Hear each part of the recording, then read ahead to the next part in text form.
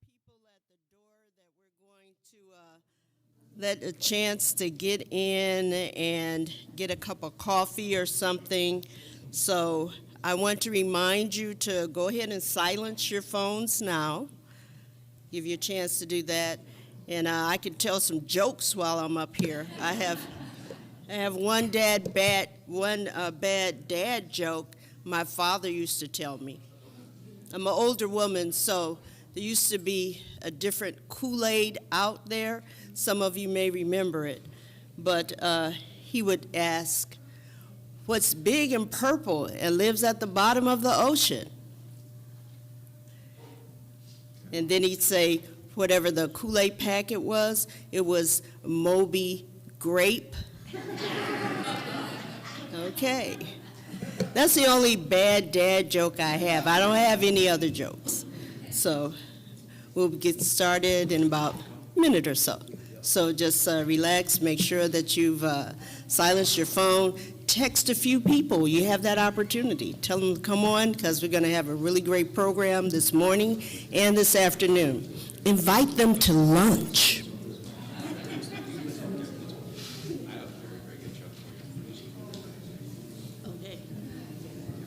We have a jokester here, so he's going to entertain you and tell you one joke. Come on up. Oh, he's got a mic. All right. I need audience participation for this one. How about you? What is your favorite color? Is this better? Yeah. Better? Wow, that's really close. Black. Black, okay. So what weighs less than black? I'm sorry? What weighs less than black? Light black? What sort of shoes do spies wear? Sneakers. You got it? Yeah? He got one joke. You know what they say, you give a person a piece of thread, they think they're a cowboy. But that was a bad dad joke, wasn't it? But I'm going to have to remember that one. Okay, again, we're going to, as soon as I get the signal, we'll go ahead and get started.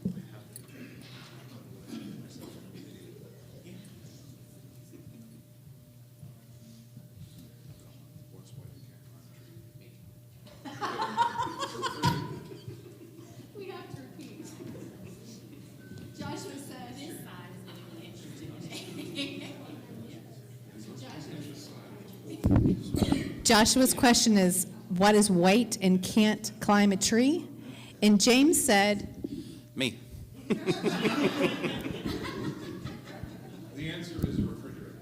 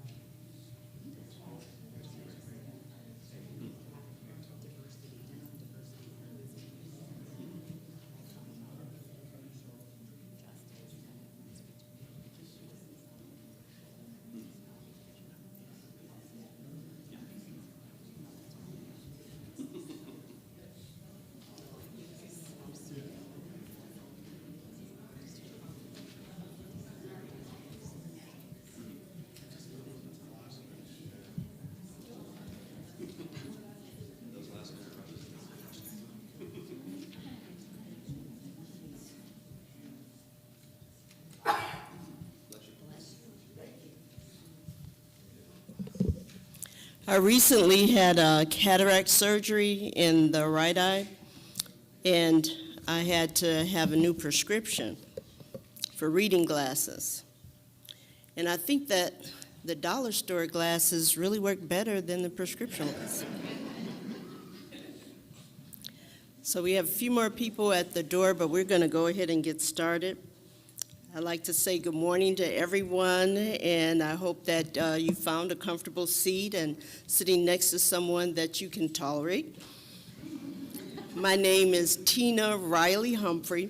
I'm a member of the organizing committee for PowerUp Raleigh. And welcome to the 2026 City of Raleigh Nonpartisan Candidates Forum.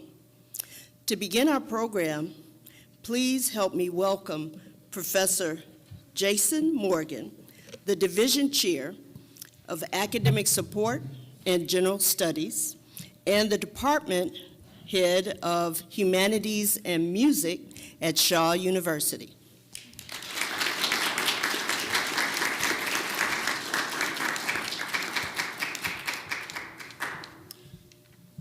I usually get people booing me and not clapping. That's nice. Thank you so much for being here, folks. One other little housekeeping item. I don't mean to scare any of you, but if you decided to park in the McDonald's parking lot, your car will probably not be there when we are done. Okay, so if you park in the parking lot at McDonald's, they don't really like that. So just saying, okay. So welcome so much. Again, I'm Professor Jason Morgan. Thank you for the introduction. So I am one of the division chairs. There's 3 division chairs here at Shaw University. I wear a lot of different hats. I've been here for 11 years. Everyone wants to call me Dr. Morgan, and the answer is I'm not a doctor. I do have a terminal degree, so I'm a professor. And is there a difference? Not really. It kind of just depends on what your study is. So I wanted to just say thank you for all of you who are coming out on a Saturday morning. It is a balmy 72 with a light breeze outside. It's a beautiful day. I know I would rather be outside playing, but welcome to here. This is a historic Estey Hall here at Shaw University. And it's interesting, I've been here for 11 years, and when people introduce Shaw University, one of the first things I always hear is, Shaw University has been around since 1865. It is the first HBCU in the South. It is the mother of all HBCUs. And that is true.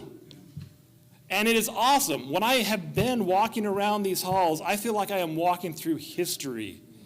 I can feel just the impact that Shaw University has had on generations.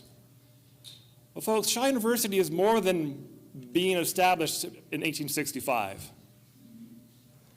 It's also about now, okay? And people say, they've asked me, they're like, why do you stay at Shaw University? And I'm like, Shaw University is a small school. We have roughly about 1,000 students. Okay, now that may not sound like a lot, but to each and every one of those students, it means everything. And our students get to know their professors. If I'm walking across campus with one of my professors, we cannot go 5 feet without someone stopping us and wanting to talk to the professors. And when they walk across the stage, the father in me I can't help it. It is amazing. And one thing that Shaw University does and strives for is to help our students not just learn about how to add 2 and 2 and how not to have a comma splice or anything like that. It's about to be a positive impact on our society around us. Okay, part of Shaw's mission statement is really about having our students go forth and serve and help the community. And it takes a lot to serve. And there's a lot of things that people don't get recognized when it comes to service. So I want to personally thank the candidates who are up here, because it is a sacrifice on their time. They believe in something better, and they're spending the time to do it. And all of you out here believe in something and are doing something about it. So thank you for that. And without any further ado, I will go ahead and get the heck out of the way and let you go on with the show. Thank you so much.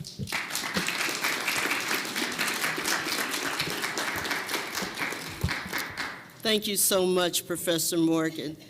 And thank you for describing the love and commitment that not only you, but all of the staff and instructors have at Shaw University. I'm from Detroit, and we used to have a chapter there. So I am very familiar with the kind of care that you give your students. Next, let's welcome Robert Court with Raleigh Downtown, Raleigh City Guide and Community Media.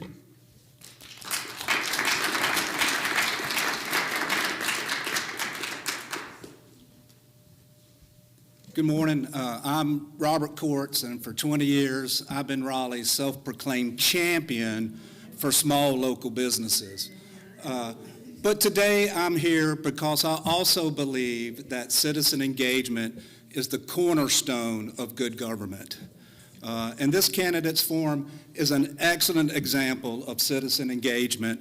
But I want to talk about what happens after we leave here today, because good local government doesn't run on election night energy.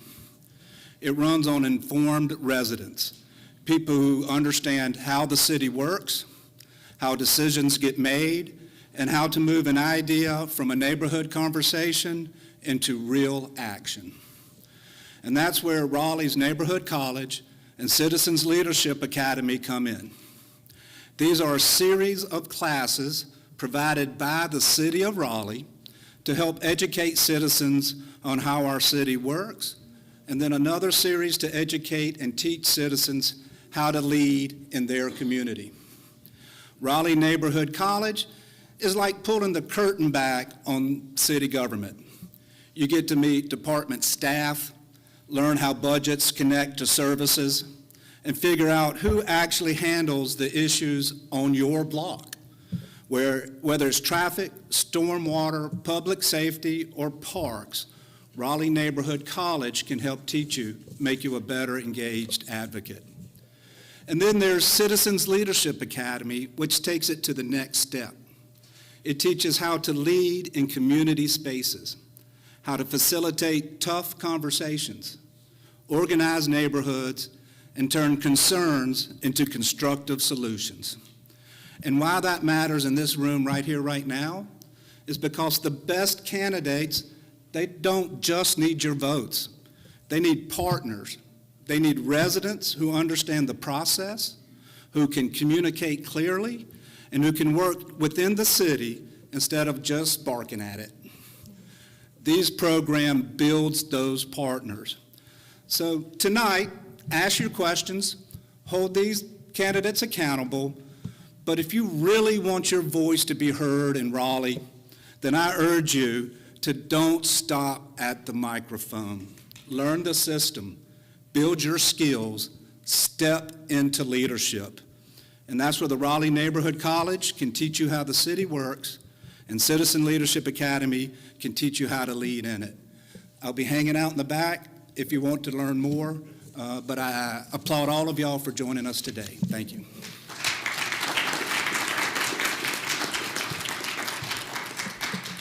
Thank you, Robert. And I'm a geographer by training. And just like throughout America, there are more small cities than there are large cities. And there are more small businesses than large businesses that employ people. So the city of Raleigh has done some wonderful things in providing education for people to be able to do that so we can all stay engaged. Now, to deliver her message and introduce our forum's moderator, please give a round of applause to our fearless leader, Marinelle Baldo-Strait, the Regional Director of PowerUp in the Raleigh office. Hi, everyone. I know I've been bombarding all of your emails, so that was me. And thank you so much for coming. And welcome. Again, my name is Marinelle Baldo-Strait. I'm the Regional Field Director for PowerUp NC, a program of North Carolina League of Conservation Voters Foundation. So on behalf of PowerUp NC and our community partners, thank you all for being here today. We're grateful to gather together as neighbors, residents, community leaders, and candidates for the City of Raleigh Candidates Forum. Today is about community. It's about creating space for residents to hear directly from the people running for office, to ask thoughtful questions, and to engage in respectful dialogue about the issues that shape our everyday lives here in Raleigh. Local elections matter. The decisions made by our city leaders impact where and how we live, from housing and development to stormwater, flooding, climate resilience, public safety, transportation, and access to opportunity.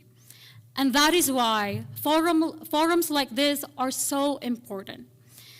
This event is a non-partisan space. PowerUp NC does not endorse candidates, and our goal today is not to tell people what to think, but to ensure that residents have the opportunity to listen, learn, and make informed choices. At PowerUp NC, we believe that democracy works best when communities are engaged, when neighbors are connected, and when everyday people have a real voice in the decisions that affect their futures. We are especially proud to be rooted in the community and to work alongside residents who are organizing for safe, healthy, and thriving neighborhoods. So today, we encourage everyone here to stay curious, stay respectful, and stay involved. To the candidates, thank you for being here, for taking the time to participate, and for being willing to engage directly with the community. And to all of you in the audience, thank you for showing up. Your presence here is powerful. Your questions matter. Your voice matters. We hope today's forums helps strengthen civic participation and reminds us all that Raleigh's future should be shaped by the leadership and input of the people who call this city home. And now it is my honor to introduce our moderator for today, who will guide us through the rest of the forum. Our panel moderator for today is Dr. LaShonda Lucas. Dr. Lucas is a licensed clinical social worker, organizational leader, and a public speaker with over a decade of experience in child welfare, mental health, and community systems.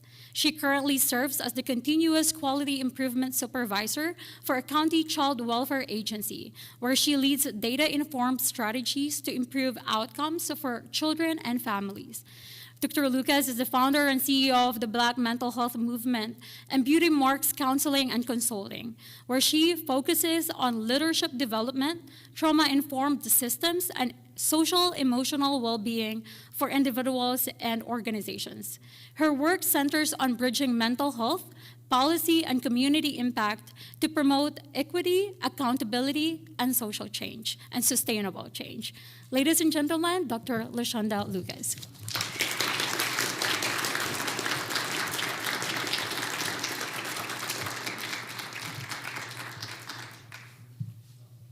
Good morning, everyone. Thank you for joining us at the 2026 City of Raleigh Candidates Forum. This forum is proudly hosted by PowerUp NC, a program of the North Carolina League of Conservation Voters Foundation, in partnership with Shaw University and the Raleigh Downtown. I am Dr. LaShonda Lucas, and I will be your moderator this morning.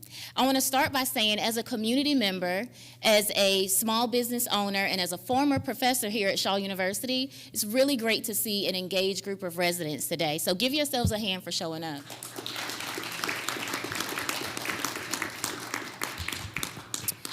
PowerUp NC and their partners work closely with communities throughout Raleigh, and they aim to elevate the issues that affect all residents, whether it's affordable housing, livable wages, flooding, or environmental concerns. These are challenges that many people in the city experience. So, raise your hand if you've ever dealt with one of these issues. Low wages. All right, keep your hands raised for me. High rent. Or even flooding in your neighborhood. Right. Thank you. Thank you. Thank you. The vision that we have for Raleigh is one where everyone, no matter their race, their gender, or class, has the right to live and thrive. We want a city that's inclusive of all people, and that's why forums like this one are so important. As Raleigh continues to grow, our elected officials will play a critical role in shaping the future of our city. Today, we're here to listen to the candidates and their visions for Raleigh's future. This is an opportunity for all of us to hear directly from those seeking to represent our city, and it's important that we ask thoughtful questions about the issues that matter to our communities. The goal of this forum is to provide a platform for you, the voters, to make informed decisions. We encourage everyone to listen carefully, engage respectfully, and most importantly, participate in the democratic process by voting in the upcoming election. So before we get started, let's take care of some quick housekeeping. The bathrooms are located just outside the entrance, and the exits are directly behind you. We'll begin this morning by asking each of the candidates 2 sets of prepared questions. Each candidate in the group will have 2 minutes to respond, with a timekeeper in the audience to ensure equal time for everyone. This is our timekeeper, guys. All right? Okay. After we go through the prepared questions, then we'll open the floor to audience questions. So each of you should have received a note card when you came in, right? This is where you will write your questions. And at a segment in the conversation today, I'll have an opportunity to call one of you guys by name, and you can come up to the mic to ask your question. If you have not received a note card, raise your hand right now, and someone will bring one to you. So we have a few people who need a note card. Keep your hands high.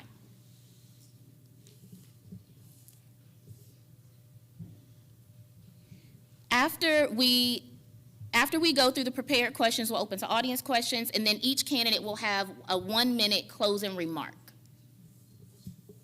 We encourage broad questions that allow candidates to discuss their views on the issues in depth, rather than yes or no questions, or those aimed at confirming agreement with a specific viewpoint. Our goal is to foster meaningful conversation that helps us all better understand where the candidates stand on important issues. All right? So at this time, we're gonna begin asking questions. Candidates, are you ready? Candidates on this side, are you ready? Candidates on this side, are you ready? Okay. And so these are questions for the mayoral and at-large candidates. All right, first question. With the city anticipating an $18 million budget shortfall in the coming fiscal year, what principles would guide your approach to budgeting, and what priorities would you focus on to meet community needs? And please let me know if I can ask the question for you again. Sure. If you would like. Friends and neighbors, hi, I'm Josh Bradley. Yeah, city has a budget shortfall, and my opinion on city budgeting is that the people should have a more direct voice in what goes in the budget. I think that the People's Budget Coalition had it right. We need to do what we can to get people involved. I think the city is not a business, and it should not be run as a business. The city is designed to support the people that live here, and so priorities in the budget should be for providing services and housing to people that need it most, and providing protection for the people that need it most. We're not here to make money. We're here to make sure that the people that live and work in the city can thrive. So any cuts that I would do to the budget would be into things like grants to large businesses. No offense, but when it comes down to it, the people should come first. And I think that if we, as a society, start making sure that we all together succeed, we'll have a happier, we will have a safer, and we will have a better place to live. Because the purpose of municipalities and the purpose of civilization is to make sure that we're all able to thrive. Thank you very much. Thank you. And could you share your name? I'm being told everyone can't see our name tags here. Hello. Joshua Bradley, Raleigh City Council at large. Thank you very much. Thank you. Good morning, everyone. Apologies. Good morning, everyone. My name is James Bledsoe. I'm running for Raleigh City Council at large. So the question was, we have an $18 million shortfall, is that correct? Yes. And what's going to guide me, or what am I going to do to make sure that this does not happen again, but also how are we going to recover that? So if any of you look at the budget like I do, I kind of go over that thing with a fine-tooth comb. After 20 years in the Army, you have to know how to budget. You have to look at line items. You have to be able to figure out what you can use, what you can't use, and what you have to cut. If you look at this budget and what the council does, we spent $35 million on a pay study just to see who should get a pay raise. Not giving that $35 million to these people, but we spent $35 million for a study. We spent $6 million to widen Six Forks, but nothing ever occurred from it. That does not sound like good governance. That does not sound like financial accountability. That sounds like waste, abuse, and dare I say fraud. Because that is not how you run a city. You do not spend millions upon millions of dollars when we are $2 billion in debt. Yes, we are $2 billion in debt. You will hear candidates say, we have a great bond rating. Yeah, that's great. But if any of you have a credit card, you know that if you call up that credit card company and say, hey, I need more money, they're going to look at your credit, and then they're eventually going to say, no, you need to stop spending so much. You need to pay off your debt. And that's what I plan to do. There are cuts I wish to make, and there is really bad spending options that I want to see stopped. Again, my name is James Bledsoe, running for Raleigh City Council at large. Thank you. Hi, I'm Ashley Heath Armstrong. I'm the sole candidate here as the alternative at the mayor position.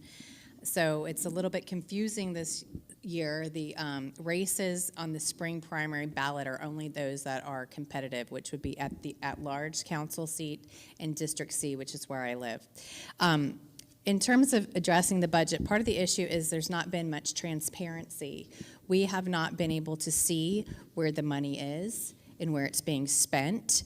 And there's a lot of money missing. One of my strengths is finding missing money, going back to when I was in high school and working on the C-17 project up at Wright-Patterson Air Force Base, and I've worked on a lot of programs, and I'm really good about stretching money and finding where there are things that we have contracted with the city of Raleigh that we haven't seen returns on. One, in fact, being the transfer food hall program or project in Southeast Raleigh. We're still due a grocery store there, and the contractors have not been held to task on this.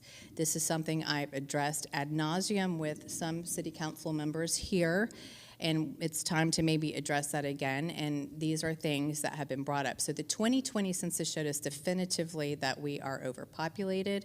We have more people here than basic services. We know that the money is there. The people are here. We're paying the taxes, and the numbers do not add up when you take Raleigh's budget with Wake County's budget, and we need to have a fine-tooth comb to go through it. I have confidence in Bledsoe. I told him last time if he would run again, I would vote for him. I never dreamed I would be up here. But we need your help to do that. Let's see what I have. Oh, for example, the Civics Assembly program. I went to a meeting at Chavis Park back in December and asked specifically what the line item was. I finally got an email in January, and they sent me a Freedom of Information Act. I estimate that we're probably spending $1 million on that. We spend so much money on studies, paying for studies for things that staff and us as council members should be doing ourselves. Thank you. Well, I'll say I raised my hand for that high rent, and so you said that you find missing money. I'm going to have to borrow you later because I think I've spent too much on Robux for my kids. So that's a great talent there. Hey everybody, my name is Cameron Zamat. I'm running for Raleigh City Council at large. I think in order to understand how to approach this problem, we have to understand the magnitude of the problem itself. So we spend $58 million, at least in this last budget, on roadway resurfacing, and that is not an investment in the city's transit system. It's actually just money that we're throwing away. Every time you drive over that road, that money just evaporates, and it happens every year. It goes through very seamlessly. When I used to work in city staff on the BRT program, I was at the council meeting where a $20 million design contract for the Western BRT was approved on consent agenda.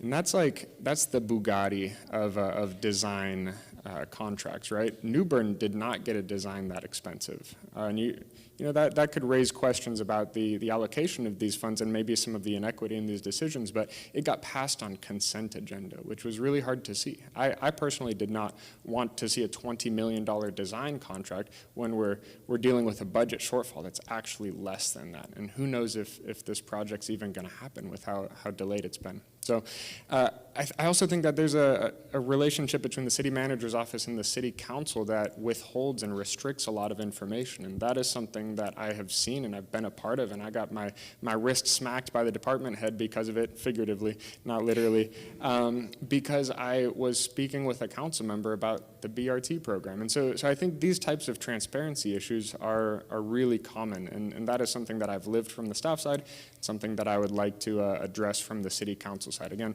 Cameron Zamat, running for at-large, and I'll bring this lived experience and a desire to actually change things to my seat on council.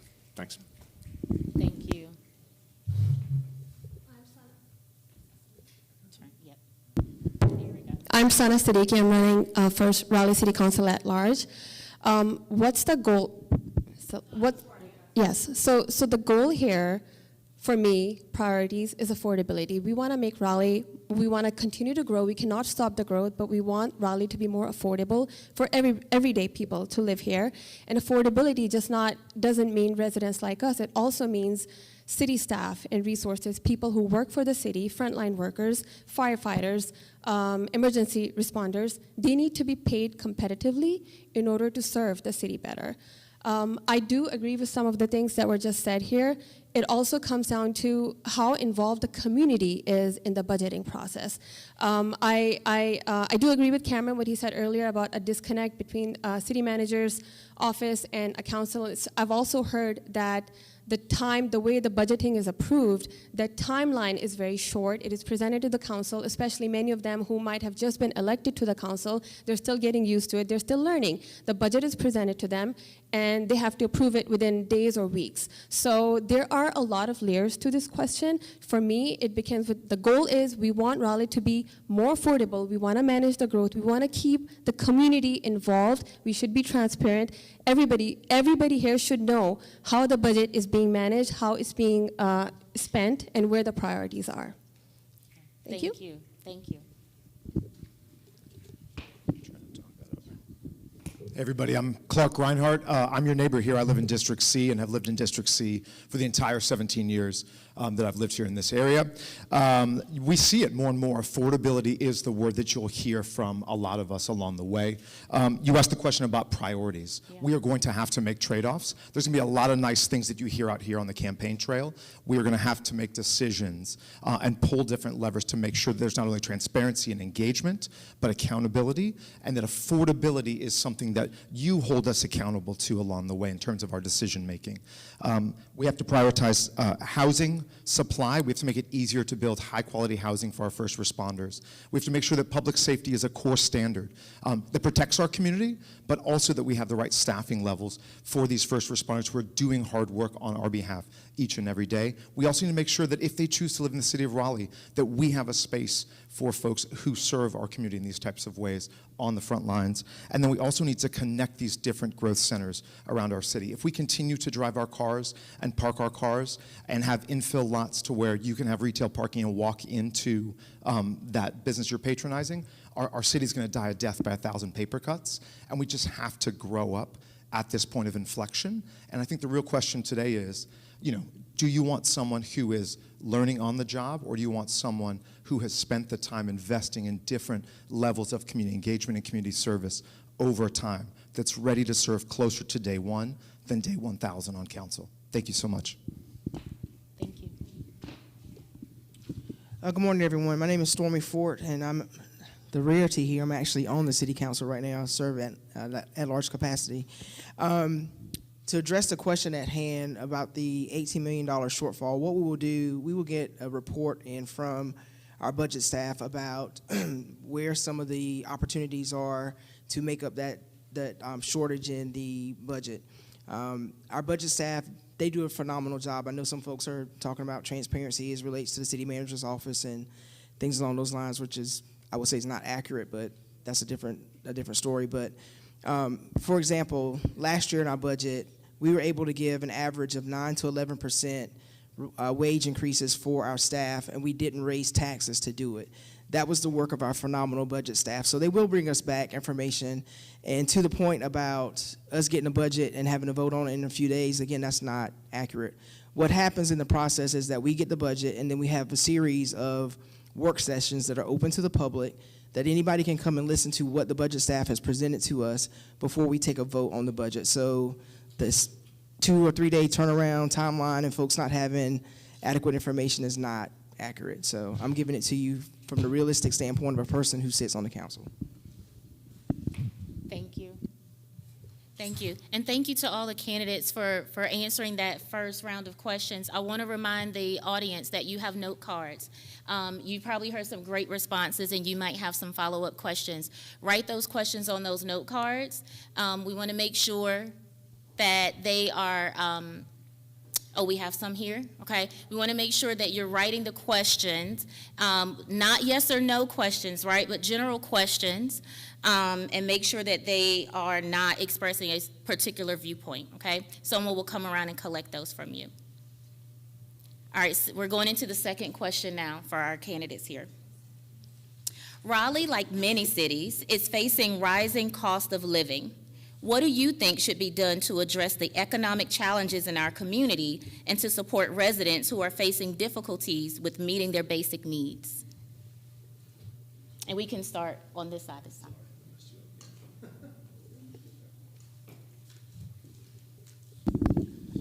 Okay. As we've all alluded to, affordability is really a challenge in our community. We recognize that. The city of Raleigh, we've got a number of things that we've been working on, particularly as it relates to the affordable housing sector. We do have some programs that we put out this last year for first-time home buyers to be able to afford to purchase their first home. And so there was an initiative, and I think we contributed up to $20,000 per person who applied for that to be able to have down payment assistance for buying their homes. I know a lot of folks say, you know, what are some other things that the city could be doing? One of the things we work with a lot of our nonprofits on is to be able to put more affordable housing units in the marketplace. In 2020, we did approve an $80 million affordable housing bond that we've been able to completely utilize fully. I'm not sure how many people are familiar with the project over by Enloe High School called CASA or Kings Ridge, or really by Wake Med. But the city of Raleigh contributed $10 million to that project. We contributed $10 million. I think Wake County contributed $4 million, and the federal government contributed $2 million. There's 100 units of housing for folks who are experiencing homelessness to go from an unsheltered situation directly into housing. We've also contributed money to Healing Transitions and a number of other entities that are building affordable housing units. Those are some of the things that we've been doing so far. We are contemplating putting another affordable housing bond on the ballot in November so that we can continue to work with our partners to put more affordable housing spaces into the marketplace. Hey, everybody. The whole conversation in this cycle will be around affordability, so you'll hear us talk a lot about this. We have to create more housing supply, and we also have to have subsidy, as Stormy just mentioned. It is very difficult to build quality, affordable housing, as most of you know, because you're engaged citizens, you're here today. We have to reform the permitting process, and we have to make it easier for nonprofit developers and small-scale developers to build the kind of housing that connects the business and social fabric of our city. We have to do that in more neighborhoods. It can't just be in one neighborhood right here in District C. I love that we're starting to see some of that work that Stormy just alluded to, but it's got to be in every neighborhood in our city. We want to see affordable and attainable housing, not housing that just can be rented, but housing that could one day be owned by neighbors. That's city staff, that's teachers, that's first responders, that's ordinary neighbors like you and I who could show up, work a living wage job, and own a home one day in our community. More housing, more choices in terms of type of housing in more places is key. I've been pushing this idea. Y'all know, some of you know, I was a local church pastor for a long time. And one of the places in town that I've been talking to with clergy, right, interfaith clergy, but also, you know, Christian clergy, because that's my lane. I look myself in the mirror and talk to my community first, right? I don't want to go project on other folks' community. Churches are tax exempt on the parcels and assets that they own, friends. And so not only sometimes are these institutions that don't use their spaces very well, so think Wednesday nights and think Sunday mornings, think Sunday afternoons, what happens throughout the rest of the week, right? They don't pay in the same way that we do from a tax basis. And so my call and invitation is partnership. There's a lot of other ways to do this, but that is one idea that is actionable and that we can execute on closer to day one than day 100. Thank you. Thank you. I will start by saying that I've lived in Raleigh 26 years, and I've seen so many versions of life here. I've lived those lives here. I've lived in Southeast Raleigh. This is where I grew up, and right now I am a homeowner in North Raleigh. And these are two different lives here. I am from a time where I was renting with 6 people in a small apartment. Right now I have a large house with 2 little kids. I know what it takes to get, what those lives are like. Affordability, yes, I agree that we need to build more housing to offset the demand here, but affordability should be at the center of it. We have to aggressively work with developers or these rezoning projects where we have to incentivize them, or we have to make sure that this should just, conversation about including affordable housing in any new rezoning or any new project, it should just be the norm. It shouldn't be an exception. It shouldn't be something, it should not be an afterthought, basically. And I do think affordable housing should be sprinkled in throughout the city instead of having dedicated areas where, or initiatives where this is where the affordable housing project is going to be. It should just all be mixed in. Everybody should be able to afford to live anywhere in Raleigh. I will also say that in addition to building new housing, we should also focus on preserving currently, it's called NOAA and already existing affordable housing. These are older homes. They can be renovated instead of being torn down and having newer apartments or housing built on top of them where they would be more expensive for people to live in. Yeah. Oh, I do have time? No, yeah. Yep. Oh, 10 seconds. I know, I saw that. I was like, okay, oh. It makes you nervous, but she'll put a sign up for you guys. Yeah.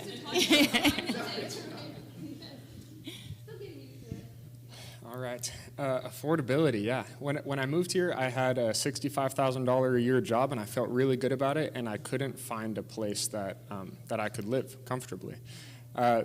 What we've been doing obviously has not been working, so we need a creative solution, and that's kind of something that I've been rolling around in my brain. How can we get creative about this solution, the solution to this problem?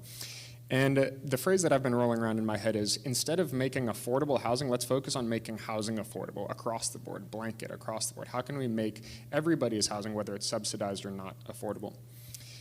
I walk through 5 Points a lot, and I see this house that has recently been built there, and it is a massive house. It's way bigger than one family could ever need. It has 3 garage doors to it. And how can something like that be legal to build when we have this housing shortage and this housing crisis, right? How can we allow that as a city council?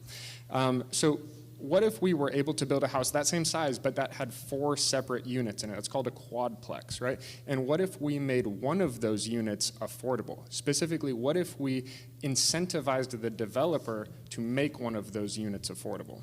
Right now, a quadplex is actually classified as an apartment under the state building code, and that requires fire suppression systems and a whole bunch of other costly stuff that it disincentivizes developers from building a quadplex. But I believe that this is the solution, one of the solutions to our housing shortage. So we got to work with the state to change the code and maybe allow that, and we have to build this smaller style of density into neighborhoods rather than these high rises that everybody just keeps on seeing around town that nobody really wants. We need to build this density into the neighborhoods by changing the code and what is allowed, and then we will see more folks in more neighborhoods, and we'll go from there. Thank you.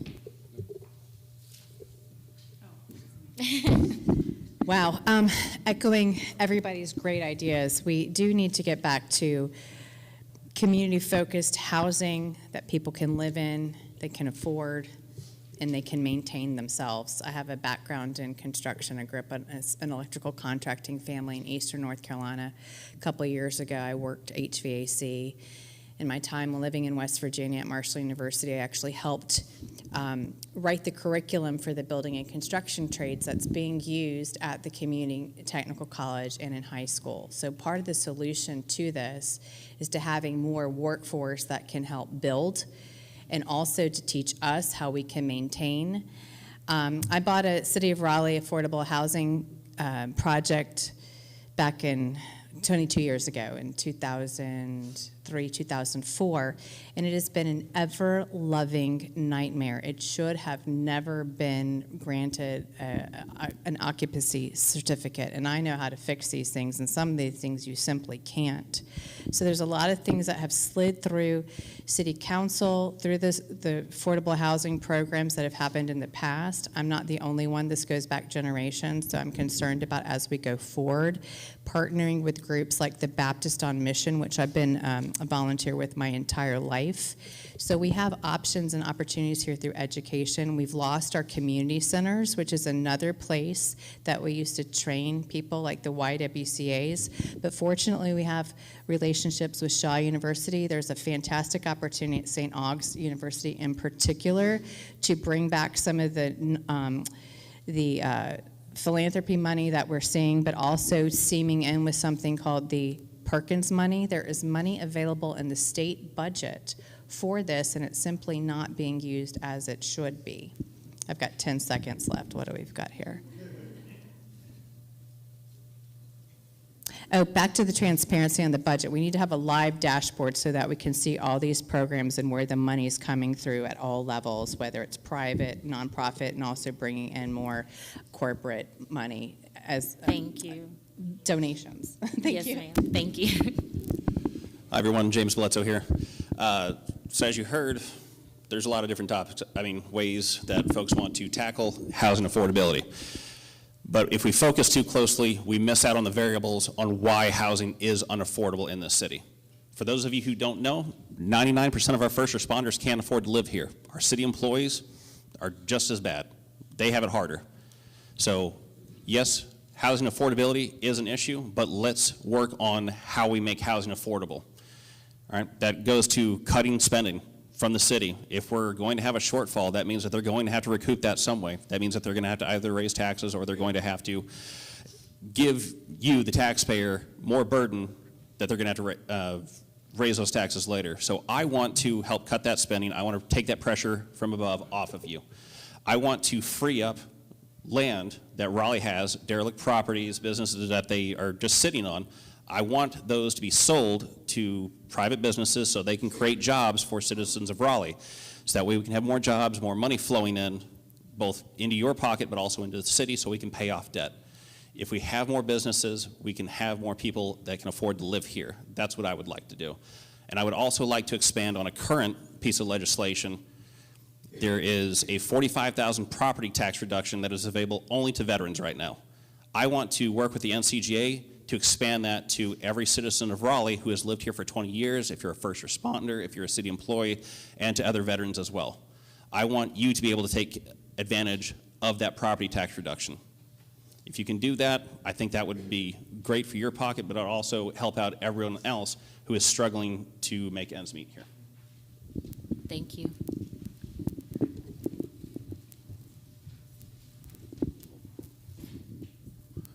Good morning, everybody. Josh Bradley again. One of the problems that our city faces is gentrification and profiteering from the developer class. We have luxury and market rate housing going up all the way. That causes property values to increase. That pushes everybody's property tax value up and forces people out. I was told, Josh, you bought a house for $160,000, a townhouse, a small one, in 2006 for $116,000, and now it's worth almost $300,000. Isn't that awesome? And I'm like, no, because half the people in my neighborhood rent. And when taxes go up, rent goes up, and I like my neighbors and I don't want them to go. And if I were to sell my house at $300,000 to say if it was paid off and it's nowhere near, then I couldn't afford to find another place to live. So our problem is gentrification, and our problem is the fact that the developers say they can't afford to build affordable housing. I mean, profit is important to people, but I think as a city, we need to actually get together and build housing, either work with nonprofits or build it in-house. We've got the talent. We have vocational programs in the high schools. We have the colleges, and we have the Wake Techs. We could build a guild of people that are invested in what they do and then cut out the profit motive entirely and provide housing for people that we need. People say, well, ADUs are going to solve housing. It's not the case. But at the same time, they deregulated Airbnb. So a lot of people that are building ADUs are building for short-term housing, which does not contribute to the housing problem. Missing middle should require affordability to people that make less than 35% of the AMI, and we need to make it happen because that's what we are. We are a civilization. We need to take care of our people. Thank you. Thank you. Can we give a hand for all of the candidates here?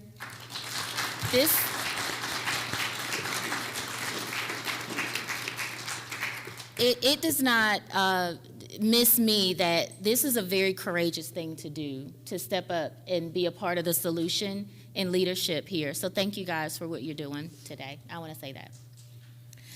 So we have some questions from the audience, right?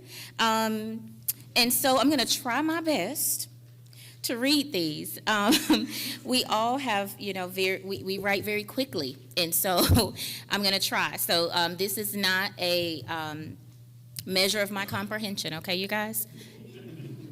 All right, so our first question here is, what would you specifically do to engage community?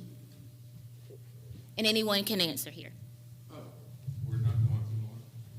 No, yeah, let's make it interesting. This is for any candidate, yep. Okay, comrades. I mean, I will, as an at-large candidate, I would expect it to have at least monthly meetings and rotate through the districts to make sure everybody's representative, have a once a month online thing for the whole city. I will be available all the time. I've got my phone number on the business cards. If you want one, get it. But I think that what we need to do is we need to organize at a local level, and then we need to build up. We need to organize our neighborhoods. We'll bring the neighborhoods into the CACs because it's the people that run the city. And the way we're set up here with the city council is not a very powerful thing. We're a Dillon Rule state. It's up to us to organize our communities because it's all about the communities. It's all about the neighborhoods. It's not about us. It's not about Josh or James or Stormy or anybody up here. It's about what we can do to serve the city and the people here. And so when it comes to organizing, it's very important. And I want to tell everybody, while I ask for your vote, voting isn't enough. Like, go out and vote, yeah, but if there's something that you believe in, and if there's something that's not being taken care of by the powers that be, I mean, we live in an era of pretty much naked fascism.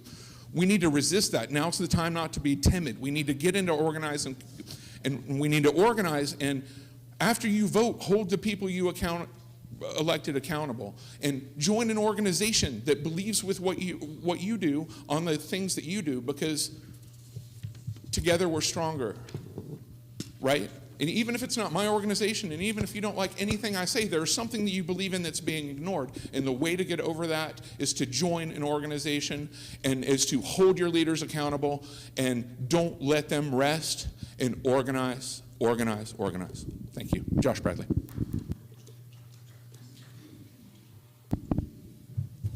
James Bledsoe. I'll keep this very, very short. So I would like to go to each and every CAC each month if I can. Hold monthly town halls, also hold virtual events so folks who are just getting off work or who are at work can at least tune in for a little bit. But also, I want to be able to listen to you a little bit better than the current council does while you're speaking up at the microphone at that podium on city council. But again, monthly town halls, virtual meetings, and hitting up every CAC. Thank you.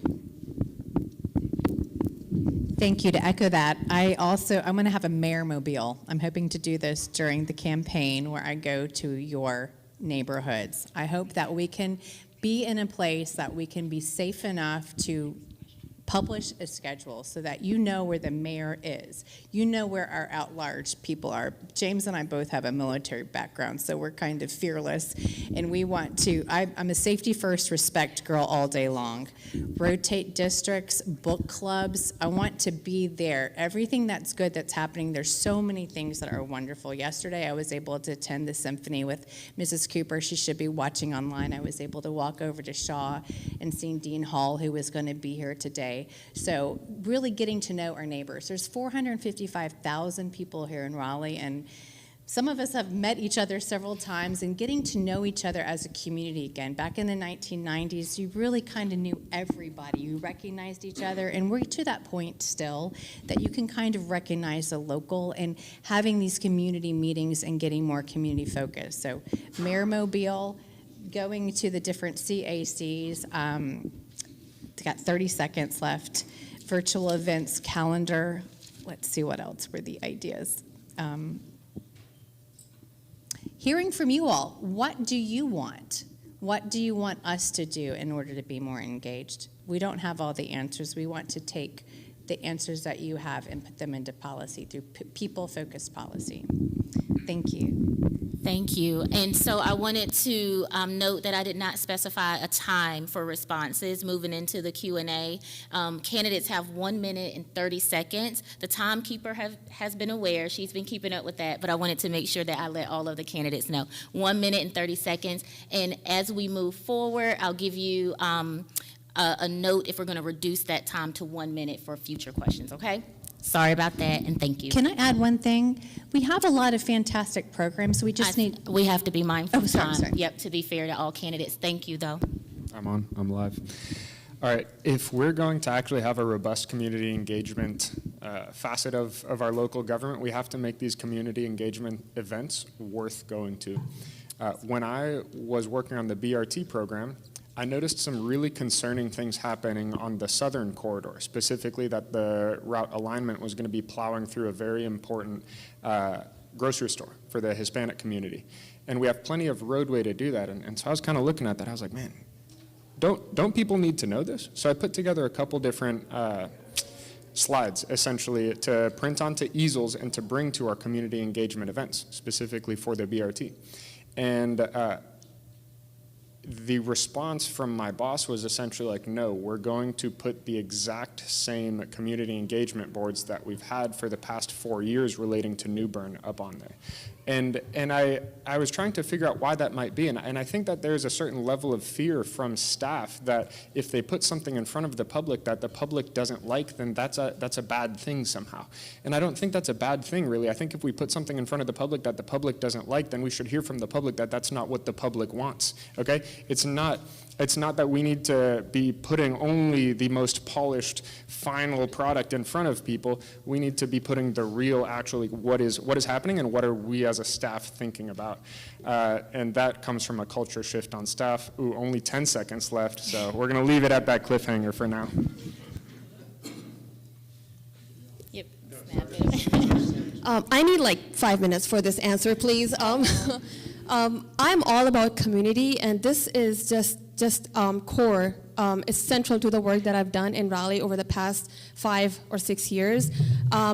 I believe that if someone like me, I've been running a digital platform with tens of thousands of people that follow it, and it's a Raleigh-specific platform where we talk about events and happenings in Raleigh, and we also educate people on what's going on with the city. In partnership with the city, for the past 4 years, I've been hosting this free community event in downtown Raleigh with the intention of bringing families with kids out to Moore Square, downtown Raleigh, where they can just hang out. And if I, as like a resident, just one person, can do something like that, bring thousands of people out and engage tens of thousands of people through my digital platform, the city can do a much better job with all the resources that we have. Specifically, I don't know how much time we have, but specifically, one specific thing that I will say, I have so many ideas about this. CSCs is an amazing platform. It is very much underutilized at the moment.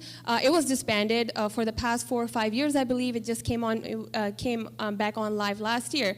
We need to work on making sure that all of the CACs, there are about 18 or 19 throughout Raleigh, all of them are active. 10 seconds left. And we need to make sure that people are aware, and I have so many ideas. I'm happy to talk to everyone about these afterwards. Thank you. This campaign is grassroots. It is about me insofar as it is about we. Let me say it one more time.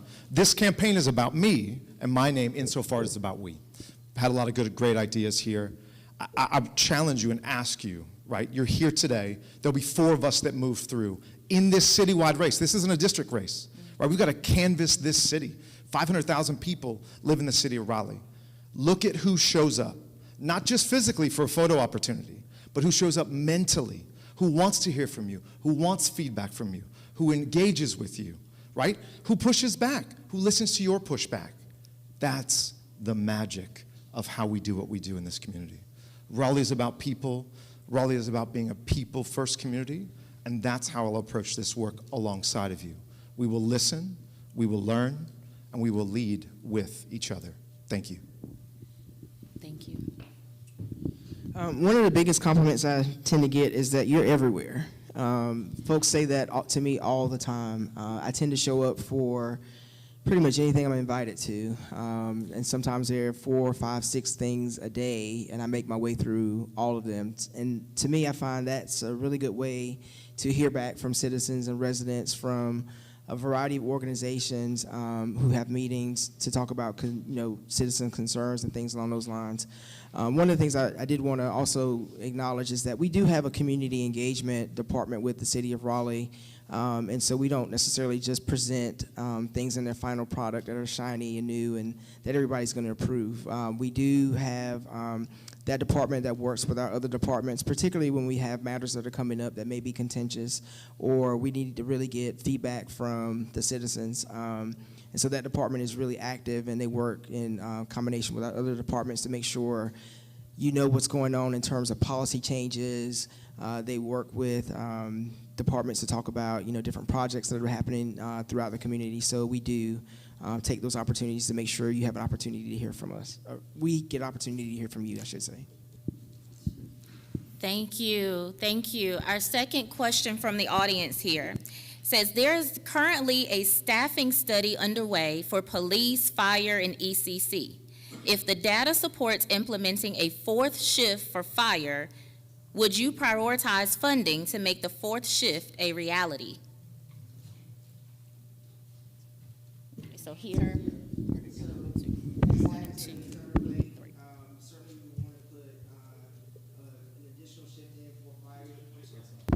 Oh, I'm sorry. Can y'all hear me now? Okay. Yes, we absolutely would want to put in an additional shift for fire. I mean, there's been a number of things that the fire department has raised that are issues that we need to address, as well as some issues that have come up with the police department. One of the things I will say that we have to move forward on is making sure the response times are adequate, be it fire or police. As the city is rapidly growing and expanding, we want to make sure they're providing good customer service. One of the things I've had conversations with police officers about, sometimes it takes a couple hours for them to respond to, traffic accidents or minor crimes because they're dealing with major crimes, and then by the time they get to the citizen or resident, y'all are very frustrated because it's taken so long for them to get there. So we do need to add additional members to our police department. We need to make sure our fire department has everything that they need so that they give great customer service to you as our residents. And so certainly those staffing studies are important for us to be able to move forward to not only make sure we get adequate staff, but they also have adequate equipment. Yes. I think sometimes, especially as a candidate, I'm a first-time candidate, running for council. I've never done this before. There's a temptation to answer every question you're being asked and to make up the answer on the spot. We have experts who do this work. I will trust the experts on our team. I will trust the first responders that are here today. And listen, again, we just talked about engagement. We just talked about listening. We've got to trust the people that we have, and as public servants, we have to respond to those concerns, to the data. And if a 4th shift is what they say we ought to do, I think we need to vet that data, vet those conversations, and respond accordingly, and make investments like we talked about at the beginning in key services in our community. We have to remember that as we grow, it has to be thoughtful and managed growth. It can't just be exploitative growth. Development is a tool. It can be used for extraction and exploitation, or it can be used for investment in our community. I want to hold that tension. It's never neat, but our first responders deserve our support, appropriate staffing as we grow, and we need to show up for them as public servants in that way and support those efforts appropriately. The question, I believe, is that would I, as a council member, prioritize and look into it if the data supports this? My answer is yes, because I've had recently I've had conversations with the fire department, and I'm starting to understand the challenges that they face from their perspective. And it's not just about their perspective, it's just about looking at the data that is currently publicly available. City has grown drastically. We all know, there's no denying that, but the staffing has not grown, especially when it comes to first responders. In the the last time we added a new position to our fire and police department was about 11 years ago. So that alone tells you we need more staffing. When it comes to specifically adding a fourth shift, yes, I would prioritize looking into that with the staff and seeing if that's a reasonable solution for us moving forward. All right. I bet I know who in this audience asked this question, and he explained the answer to me a couple weeks ago over breakfast. And essentially, what we're looking at is, of course, yeah, a fourth shift would bring it down from an 8-hour shift to a 6-hour shift, and it would make the firefighters' lives better, but where does that fourth person come from, right? That is a question that we should be asking when we see our fire trucks roll by. Where is that fourth person that should be in that fire truck right now, but we only have 3 people in that fire truck? That is a staffing issue in addition to a scheduling issue. So we can't just say, let's make a fourth shift happen and expect that that extra staffing is going to come out of thin air. We have to increase staffing in order to make that fourth shift feasible. So there are layers buried in this question that are important to understand, and just like Clark said, we have to talk to the experts, but we as the decision makers have to weigh kind of other things that go into this decision. So yes, fourth shift would be awesome. I think staffing is a more pressing issue, and if fourth shift is maybe Z, then we're at A right now. We need to get to B, which is just actually getting our fire department up to a level where it is staffed appropriately. That is not the reality that we're at right now. So hopefully that added some clarity to that answer, but it is a complex issue, and we could talk for days about that, I'm sure, but that's it. That's what I got. Short answer, yes. It should have been done 5 years ago at least. The 2020 census showed us that. I grew up in a firefighting family. I helped work on the legislation back in the 1990s to award retirement pay to the volunteer firefighters. So we fund fire first in budgets, police and education, other critical infrastructure. It should have already been done. Going back to that community college curriculum that we've written, helped write it in the year 1999, presented it in Charlotte in 2000. We have the programs available at the high school level. We can be training high schoolers to be EMS, EMT. We're deferring this education until later so that we have the programs that are there. We just need to connect the dots. We're so close. We have all these wonderful things that we're doing. We're just not connecting the dots anymore. We can use technology in our favor to do things smarter. We're overworking our police and fire and LEOs. At least we can pay them a little bit more, give them a little bit less work, but also give them the staffing that we need. We are at a critical point where I'm not sure how we're getting our insurance and bond rating, quite frankly, because it seems like we're fudging the numbers. We are absolutely fudging the numbers. So we need a fiduciary accountant. I know a few people that have volunteered to help, but we need to find this money together. We could crowdsource this and figure out where the disconnects are. Thank you. So this is actually one of my favorite topics and something I've championed on for years so far. I will echo what Cameron has already said. We have X amount of police officers and fire, but they want to add a fourth shift. Where are those people coming from? We have had a 30% lack of officers in both departments for the past 20 years. For those of you who don't know, we were allotted 800 police officers back in 2002.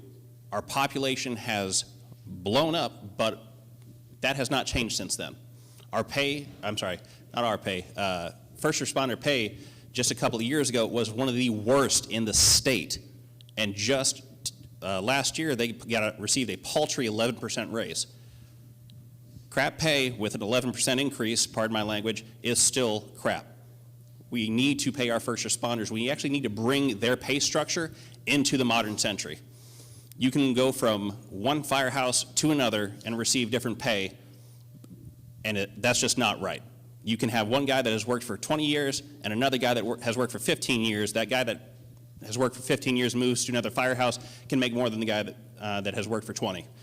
We need to find out why we're losing firemen. We need to find out why we're losing police officers. And instead of going through a pay study, just pay them. That money needs to go directly to those firefighters and police officers. They have been saying this for 20 years now that we are underpaid. So let's pay them. Let's get their pay fixed and underway. Thank you. Hey everybody, Josh again. I'm not going to come up here and sing the praises of the police department because they tend to kill people and get away with it. But that's not true with the fire department. The fire department do an important thing. Nobody's written songs about being hassled by the fire department. The fire department deserves at least as good a benefit as the police. They need to have a safe environment because they provide a service to the police or to the community. Fire departments are an important part of protecting us all, especially in this age of increased density. They're putting up 40-story towers up in North Hills, and how are they going to put those out? Like, we need to make sure that our fire department and our EMS have the tools that they need to do the work. And the last thing we want to do is have a bunch of people that aren't sleeping well, they're not fully staffed, they don't have time to relax and end up being overworked in something that's so important to the facilities and the people of the great city of Raleigh. So I think that not only do we need to try to go to a 4 shift, and if we have to take money out of something else, it's important. It's important because if my house is on fire, I want everybody there, A, not to get hurt when they're putting out my fire, B, get there quick enough to put it out before my pets die, or me or my wife or my kids, and to make sure that they have at least as much respect as the cops. Thank you. Thank you, thank you, thank you. So if you have not heard your questions, we do have a few more from the audience. If you have not heard them, what we want you to know is that when you gave your card to the staff person here, they review each question, they vetted each question, and then they may have combined them, right? So maybe your question was similar to someone else's, and so to avoid duplication and repetition, they've kind of combined them, right? So I want to do a question right now that's kind of a mix-up here. This is kind of fun right here, guys. And so what I'm going to do is ask each of the candidates to raise your hand as I list out something that you might have participated in, okay? And so you may see your question kind of represented in here if you don't hear it asked. So what I'm going to do is ask you guys to raise your hand if you've participated in any of the following. So you'll raise your hand, and then you can put your hand down, right? So we go to the next one. All right, so raise your hand if you've participated in budget listening sessions. Okay. Or higher up hands, please. That's an option. Okay. All right. Thank you. Citizens Leadership Academy. If you've participated in the Citizens Leadership Academy. All right. Thank you. If you've participated in the Raleigh Neighborhood College. All right. A city board or commissions meeting. Just a meeting? Just a meeting? Is Planning Academy on there? Let's include that. All right. Yes, in the 90s. A city council retreat, any of them, it says. She said not any but all. Okay. A public comment. Or public comment period is how it's written. Yeah. Okay. We have participated in is how it's written. So, all right. And then last one, a budget work session. Thank you, candidates, for answering that. That was fun a little bit. We should do all of them like that. All right, 2 more questions here. And as we move forward with these questions, the time has decreased because we know each of you want to get your responses, right? So now we have just 1 minute. Let's breathe that in because that's going to be difficult, guys. 1 minute to answer these questions, okay? All right, and so if If you don't want to answer, you don't have to. So I don't want to say, let's go this way or go that way, right? Whoever wants to answer here, but we'll try to keep order. All right. Okay. Since you have been eligible to vote in North Carolina, have you exercised your right to vote in every presidential, midterm, and municipal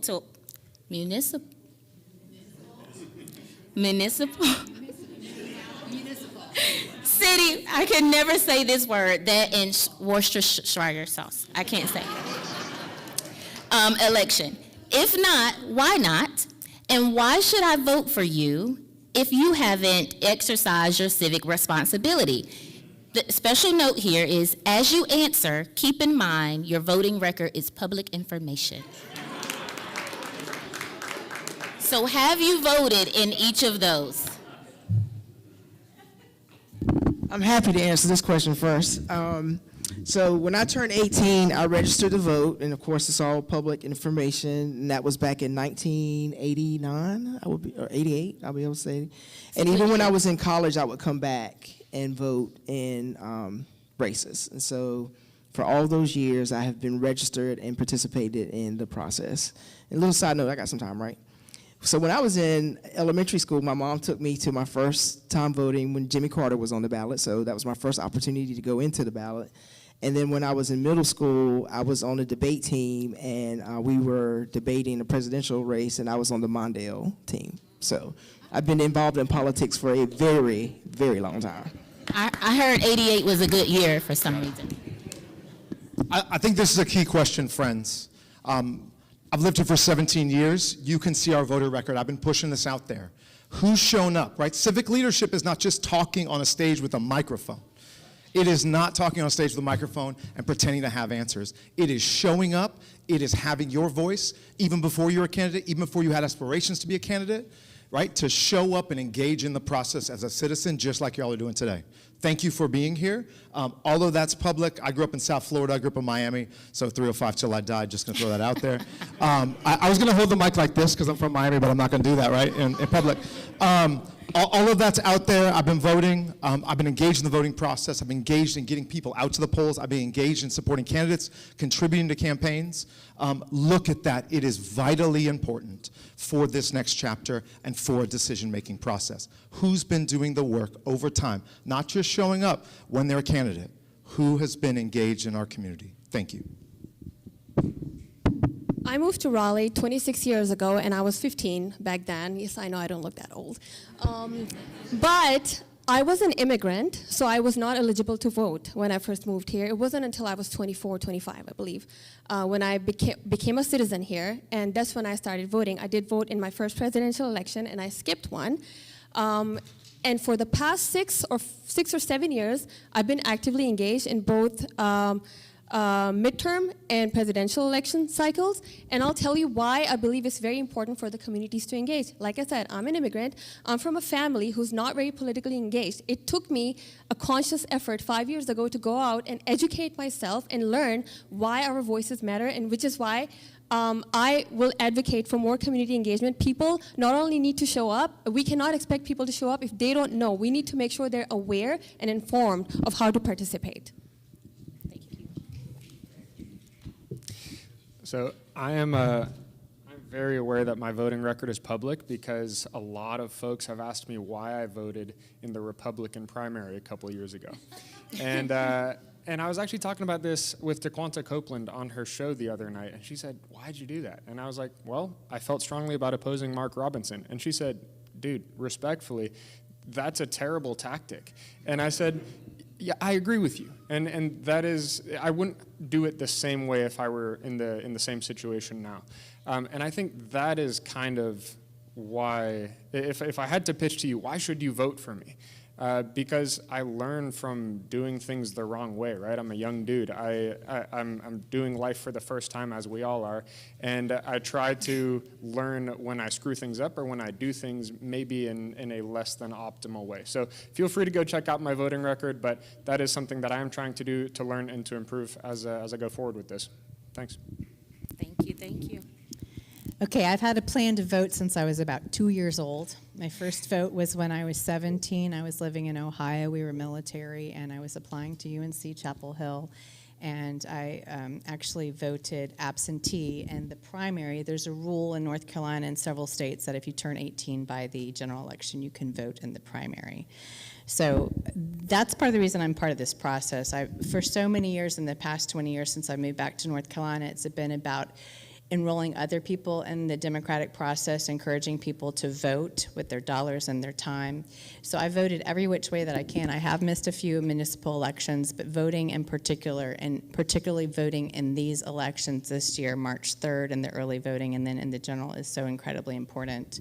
We can have a whole another discussion about my previous life. I voted in Orange County and here, and also in Cabell County, West Virginia, so I encourage everybody to get educated about the candidates. That's part of the reason I'm here, to find out how I'm going to vote. So thank you so much for being here. Thank you. Thank you.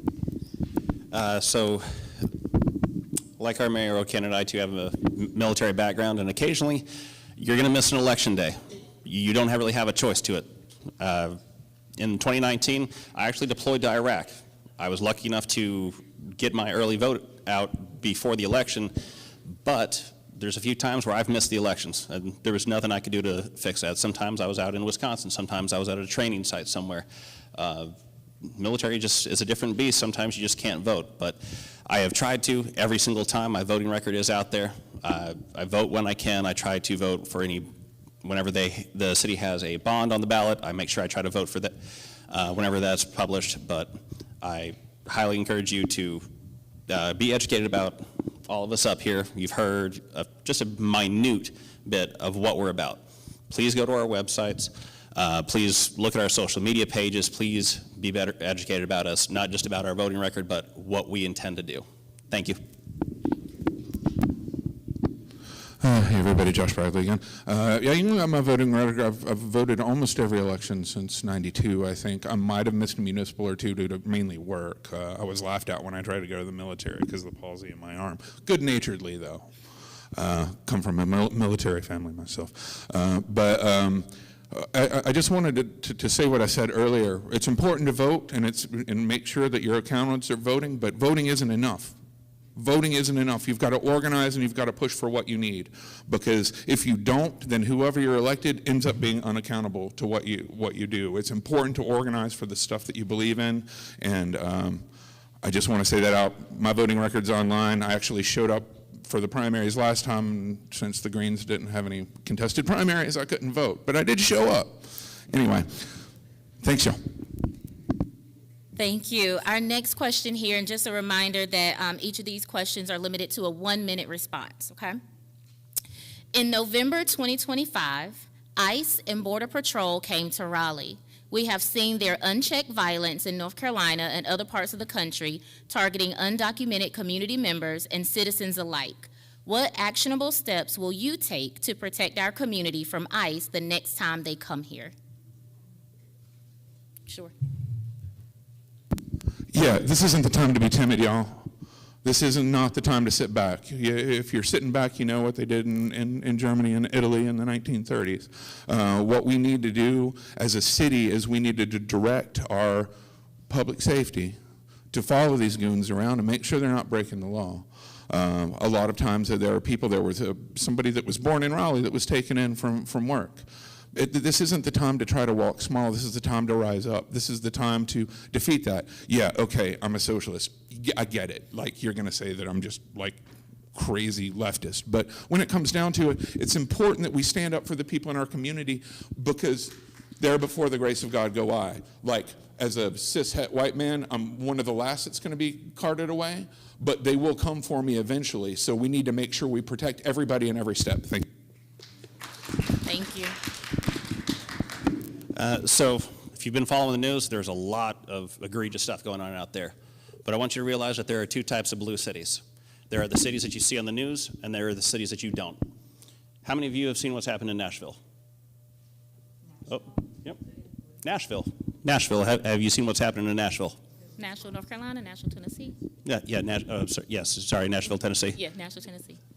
All right, one hand back there. All right, so the reason why it's not on the news is because that blue city is cooperating. They don't have a catch and release program. They have a detainer in place in that city where if they find an illegal alien or if they find a criminal, then they just hold for ICE. That is one van that comes to pick up that one person, not 500, not 5,000. All right? If we don't want that, what we see on the news, to happen here, then we have to cooperate. We have to work with ICE on that one thing, or otherwise we don't have, hey, come on now, be respectful. You guys, we do want to be mindful, right? Remember, a part of my role is I'm trauma informed. So no one's going to leave here traumatized today on my watch, okay? Regardless if we agree or not. So we want to give our candidates the opportunity to respond. And we do want to hear your voices too. We don't want to silence you, but we want them to have their minute, okay? Thank you. This one's tough for me. I'm a constitutional conservative and recovering Republican. Gerald Givens is one of our city mates, and he's been really involved, went up to Chicago, and has done a lot of training with Activate Good and Boots on the Ground. So back in October, November, I started training on how to run with a child to the safe places. I carried immigration attorneys' information in my pocket. I worked on my bilingual language so that we could help our community. And so when ICE came to town, we were looking out for them. We pushed back because what they're doing is not constitutionally solid. It is not what is intended by the Department of Homeland Security. I helped develop Department of Homeland Security after 9/11. I take the security of our nation and our communities very seriously. So time's up, but there are ways that our community has pushed back by communicating and being strong together. Thank you so much, you guys. I know 1 minute is tough. Thank you. Bueno, soy la mitad boricua y hablo español porque soy la mitad boricua por parte de mi padre. Y los temas de lo que está pasando hoy día son importantes porque los ciudadanos tienen que hablar y hablar con council members que pueden entender lo que están diciendo en su lengua propia, su lengua natural. Okay? These types of issues are important to me because I'm culturally Hispanic. Okay? I might not look it, but if we're going to have people who are being affected by this, they have to be able to communicate and be heard by people who can understand their native tongue. And I spoke about this with the mayor the other day. I said, Janet, how do you respond to this? I get this question all the time. How do you respond to it? And she said, if RPD is called when ICE is there, RPD cannot do anything. So I want that to be very clear, but we can do stuff within our community, like a jazz fundraiser night that we had the other day, where we raised $1,500 for Siembra, and that is what we must continue doing. So, thanks.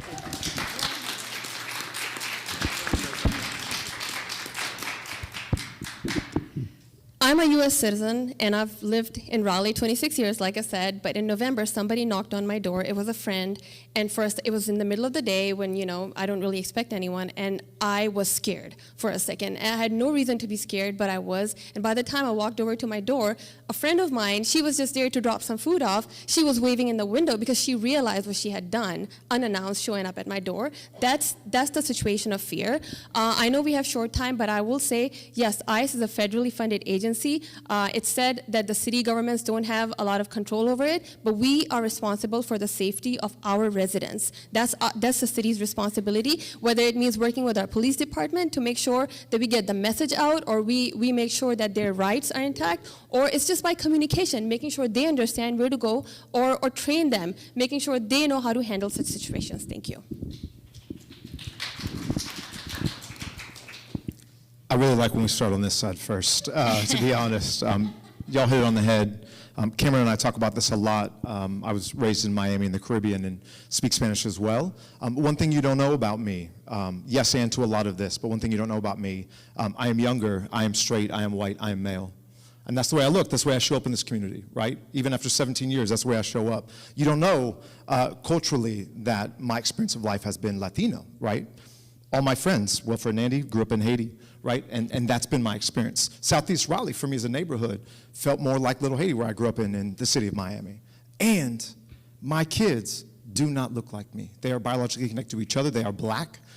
And it is something that fear that I don't feel in my body, that I stand up for because of my privileged identities like Joshua mentioned, so that Sana and others who don't look like me have the safety and security in our community that they deserve. Thank you. Thank you. Yeah, RPD does not get involved in immigration or ICE activities because, as has been alluded to before, from a legal standpoint, the federal laws and immigration and ICE all trump, for the term, RPD.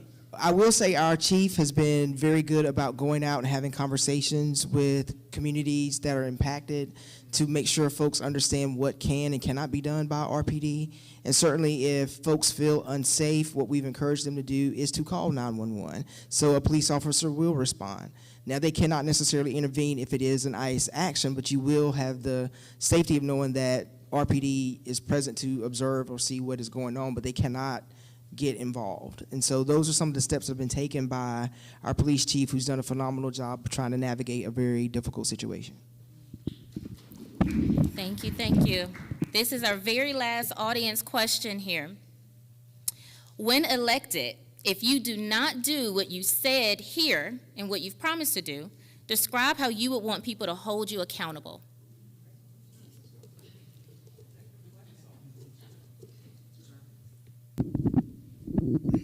One thing I will say is that this is my third run on the ballot, and I'm running for my fourth term to be on the Raleigh City Council.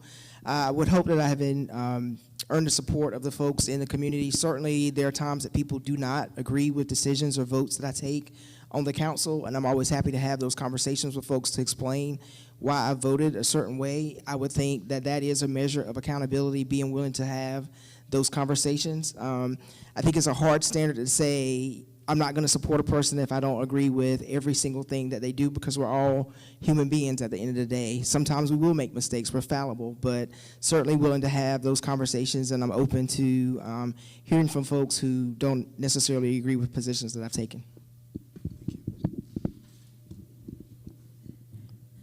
I think the most important thing is for you to hold us accountable, right?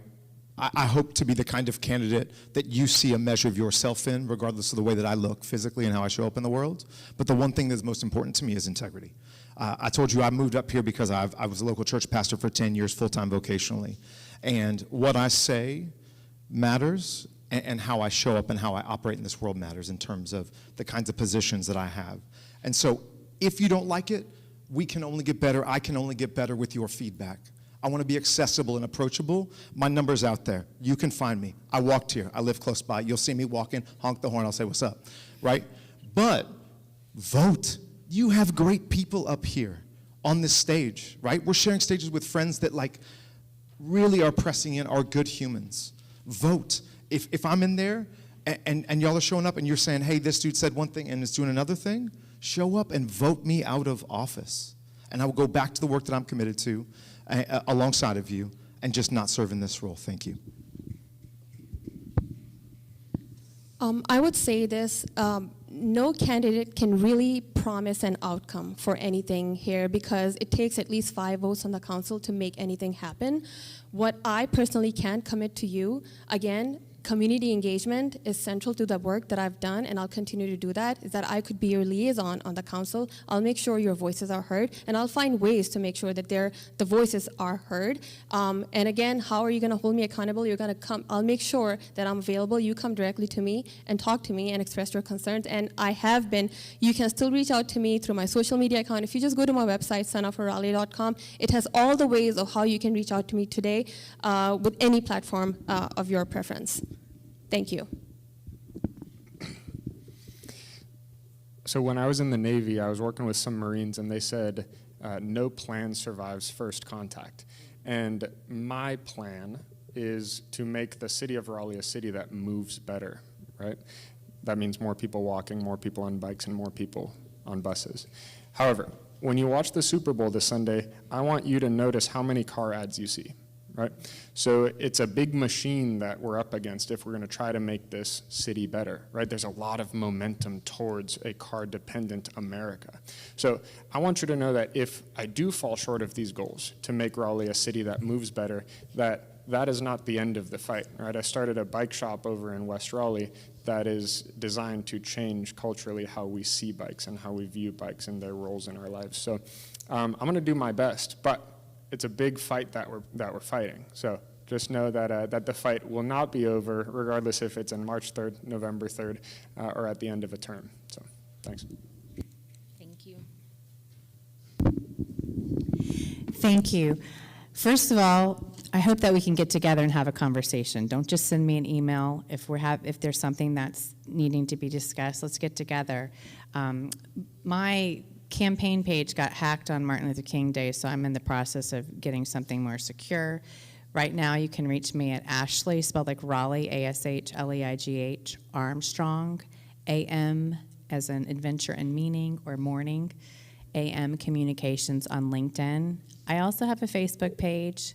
I'm going to try to keep that personal. It's A space Heath like a candy bar Armstrong. Let's get together. Let's go for a walk. Let's go to the library. Let's check out a book. I've been very active. I'm an active pedestrian downtown, and I look forward to hearing your ideas and facilitating better ideas and using programs that we already have and making them more effective. Thank you. So the question was, how do you hold us accountable if we're elected? So let's harken back to the first question. We have an $18 million budget shortfall. Hold us accountable for that. If we vote a certain way on council, write us, email us, text us, call us, say, hey, James, why did you vote this way? Did you see this one line item in the budget where we're spending X amount of dollars for this? Let us know about it. Call us, text us, email us, write us. We have social media pages. We have addresses that you can write to. Please let us know about that. If we don't do our jobs, vote us out the next time. We are on staggered terms, so one of us is going to go to 4 years, one of us is going to go to 2. If you don't like the way that we are voting, please vote us out. But hold us accountable, write us, let us know, hey, you voted the wrong way on this, and here's why I think that. I'll listen. I always check my emails, I always check my texts from folks that are very, very interested. Please, hold us accountable for that. Bring it to our attention so we can see it, just in case we forgot.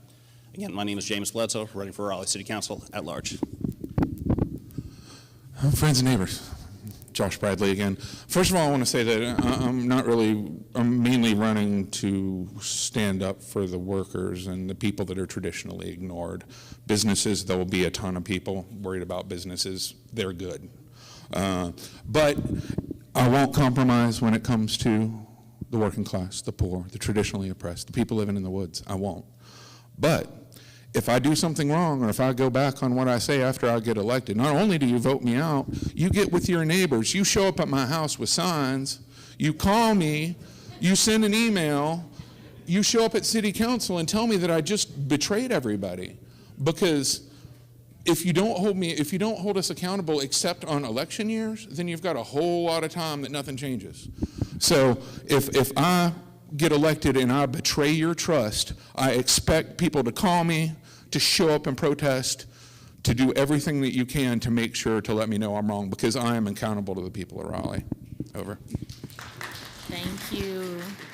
Thank you again to all of our candidates. I don't know about you guys, but I've enjoyed this and I've learned a lot, and I feel like I have a better idea of how I want to vote, right? And so thank you guys so much for what you've offered. Audience, thank you for your questions. Thank you for your voices. We know that you can make your voice heard in spaces like this and on Election Day, right? So we've heard that from the candidates. If you have not heard your question, and due to time constraints, some of the remaining questions will be sent to all of the candidates, will be emailed to them for their responses, and then shared with all of those who have registered today, right? So if you've registered and given your email, those responses will be shared with you, okay? So at this time, we want to wrap up by giving each of the candidates a 1-minute closing remark, right? So 1 minute for closing remarks. I would like to start with you, if that's okay. Uh-oh. Is that okay? So disclaimer, I'm a writer. And it's been a long time since I've been on a panel, so this has been really rusty for me. So thank you for being here and and being so understanding. One thing I wanted to mention, we have something called the Comprehensive 911 program that is not working. I helped write it back in the 1990s. Our 211 and 311 systems are not working properly. When you have a chance, dial 311. Most times when you call Raleigh, it goes to Cary. That makes 0 sense. We will fix that. It's quite an easy fix with AT&T. So some people are asking me, why am I running? It's fundamentally because I love Raleigh, and I've made some promises to people. They said, why don't you run? And I made a joke that I said, if I'm still here in 2020, I'll run for mayor. And then somebody reminded me that it's 2025, and what am I waiting for? Well, I'm only going to run once, not for mayor, and I do want to maybe perhaps bring back shorter term limits. This is not something that we ask for, these longer term limits. We are exhausted. We all are exhausted. My time is up. We will talk about the election process and cycle later. But I love Raleigh and the people, and I do believe that we can work better together. Thank you so much. That was very, very good. I completely agree with her that we do need shorter term limits. We need to go back. We didn't vote for it. Council pushed that through on their own. But I want you to remember that we need to audit our budget. We need to look through what we have in there and start eliminating waste. We need to start paying our city workers better. We need to take some of this burden off of homeowners and taxpayers from above and below. But we also need to bring back Oaks. So there's one question about the environment that wasn't touched on here. We need to bring Oaks back to the city of Oaks. Right? So what I want to do is I want to go through our UDO, and I want us to, for every tree that's torn down, I want an oak or an NC native tree brought back into that development. Right? We don't, oh no, you're good, you're good. We are getting all these ugly looking trees, even Bradford pears coming in. We don't need those. We need oaks. We want more NC native trees here. We want a more affordable housing plan. We need a better budget. Let's audit it. Let's rein in campaign contributions too. I feel like this, time's up already. I know, 1 minute's quite short. Hey everybody, my name is Josh Bradley. It's not my first run. Anything that we didn't discuss here, if you go to bradleyforraleighworkers.com, you'll have my full comprehensive platform out there. If you stop by, see me, I've got a card, I'll give you my phone number. Just leave a message because people call me 5 times a day talking about almost getting refinanced for something I didn't apply for. So leave a message, I'll call you back. I'm here to run for the people that are generally neglected by city council. I'm not saying they're doing it unintentionally, but people that don't have money or people that work all the time don't have the opportunity to get out and speak as much as that we need to do. So I'm here to work for the people that are oft ignored, and I'm not going to compromise. I'm not bought out by anybody. I wish I had more campaign contributions. You can do that on my website too, but I don't need a lot. I'm here to serve the people, and I would like to thank y'all for the opportunity. And remember, organize, organize, organize. Thank you. Thank you. So we live in some crazy times right now. I look at what's happening on the news and I think, what can I do, right? Y'all are doing your part by showing up and being involved in local elections. That's amazing, thank you. I'm doing my part by running for office. I believe that we need younger, more courageous leaders in all levels of government. And regardless of how this race goes, I really do hope it goes favorably for me. There may or may not be a Cameron for Congress in a couple of years. So we're gonna see how this goes. This is my first foray into politics, but I do believe that we need young, passionate, courageous folks leading our nation. And that is how I want to bring what I have to the table.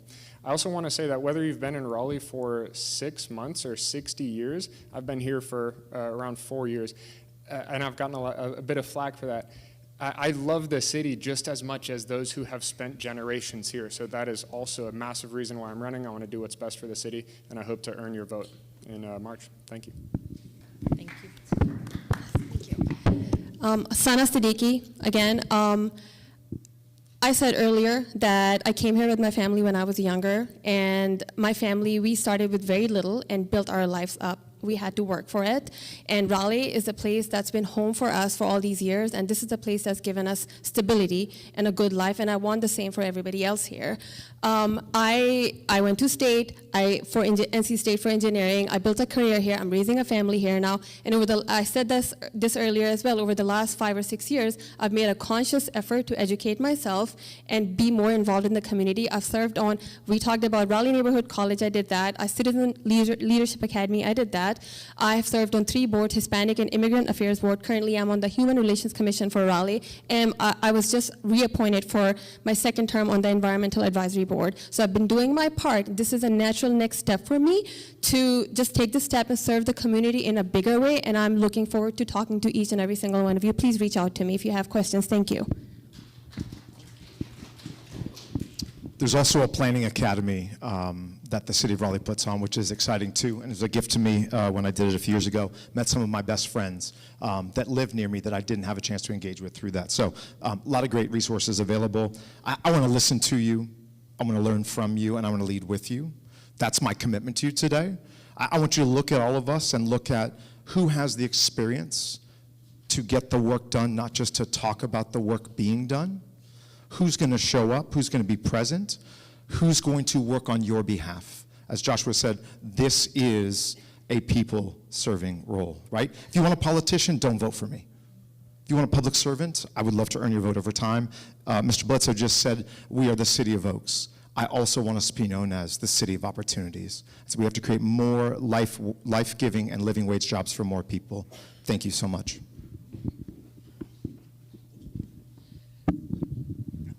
So I'm a native of Raleigh. I grew up in Southeast Raleigh, now live over in Southwest Raleigh, and one of the things I graduated from Broughton High School, and one of the things I can say is that Raleigh frequently is on the top 5, 10 best places to live, work, and play, which is phenomenal. That's an indication that we are a very well-run city and very well-managed city. Do we have growing pains? Yes. Are there things that we need to continue to work on? Yes, that is true. But to have the attention of Major League Baseball and a lot of Fortune 500 companies that want to make investments in this area, that says a lot about things that we're doing right in this community. I certainly would like to have your support and earn your vote to continue to do a lot of the great work that we're doing in the city, but also to work on some of the issues and some of the growing pains that we have. Thank you. Thank you. Thank you so much again to all of our candidates for joining us today and for taking the time to share your perspectives with the community. And thank you to our residents and attendees for your thoughtful questions and for being a part of this important conversation. Give yourselves a hand today, and the candidates. Thank you. And a separate hand for me. Thanks.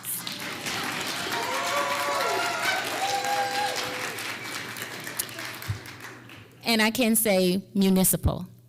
I did it. I've been working on it. All right, so at this time, I'd like to invite Ms. Humphrey back to the microphone. Thank you.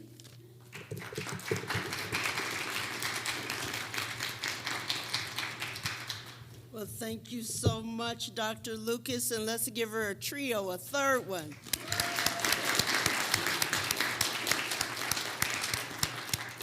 They say there's something about 3. So before we take our lunch break, I just want to remind you that this is a non-partisan forum. And we would ask the candidates to, during lunch, not to campaign or solicit, okay? So we don't want you to go anywhere after lunch. But right after lunch, we'll be returning for our next panel, and that will be featuring the district representative candidates. So we want you to enjoy your lunch, take some time to connect with your neighbors. Feel free to visit the partner table back here where you can get information about energy funds for all and ways to stay involved. We talked about that, staying involved in the community with engagement opportunities across the city. So enjoy your lunch, don't eat too much and get the itis and go to sleep.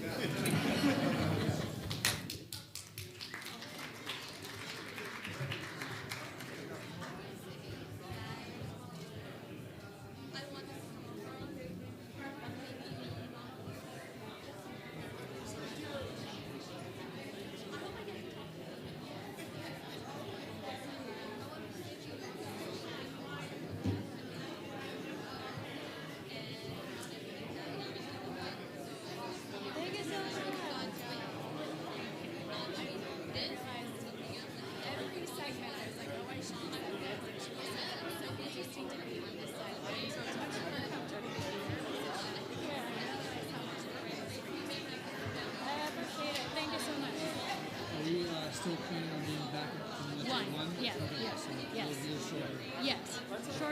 lunch. We'll be back at 1 p.m.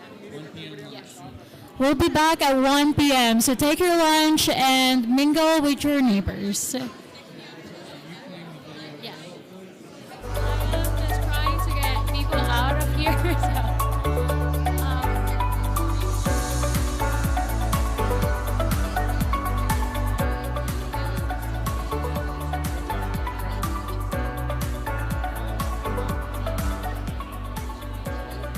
Hi, I'm so sorry. The projector will go down, so I just don't want to. I don't want people to be hit by the screen.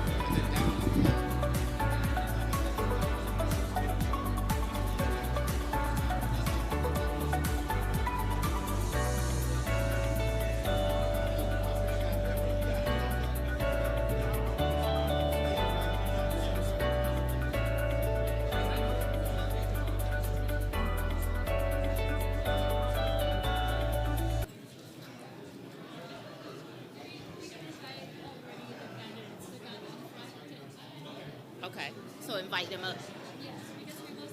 In 2 minutes. At this time, if we can invite all the candidates to take their seats at the front, we're going to get started in about 2 minutes.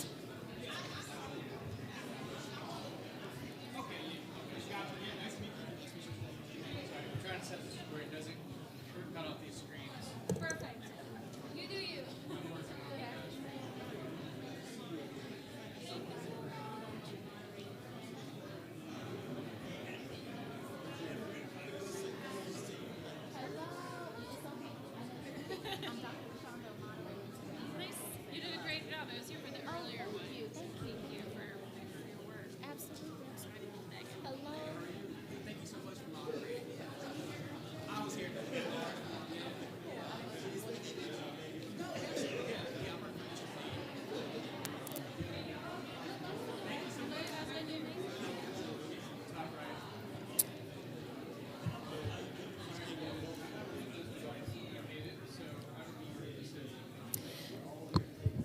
Okay, welcome back, everyone. Do I have all of my candidates in place?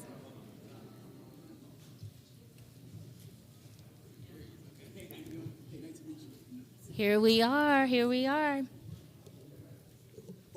Welcome back, everyone, and thank you for being here this afternoon. I hope you all had an opportunity to have lunch, talk to some neighbors, and just kind of take a short break in between. So I want to review the house rules once again as we get started. So as we come back, I like to take care of the quick housekeeping in case we have some new people who have joined us from this round. The bathrooms are located just outside of the entrance, and the exits are directly behind you. As we prepare for this round, we want to begin by asking each of the candidates 2 sets of prepared questions. Each candidate in the group will have 2 minutes to respond, with a timekeeper in the audience to ensure everyone has equal time. Timekeeper, can you raise your hand? This is our timekeeper.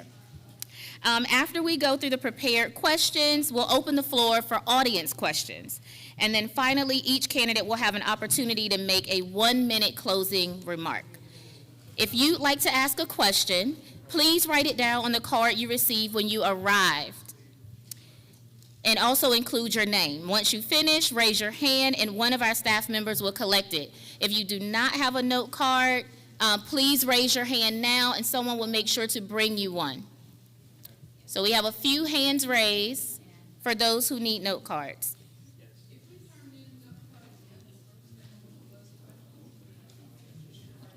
Yeah, so the question is, if I documented a question and I turned it in the first round, will those questions be read or considered during this one? And so the question is, that's a possibility, right? So we're keeping all of those questions as backup. Some of them are relevant, and so we will try to include them, as well as the questions that are presented and provided this time.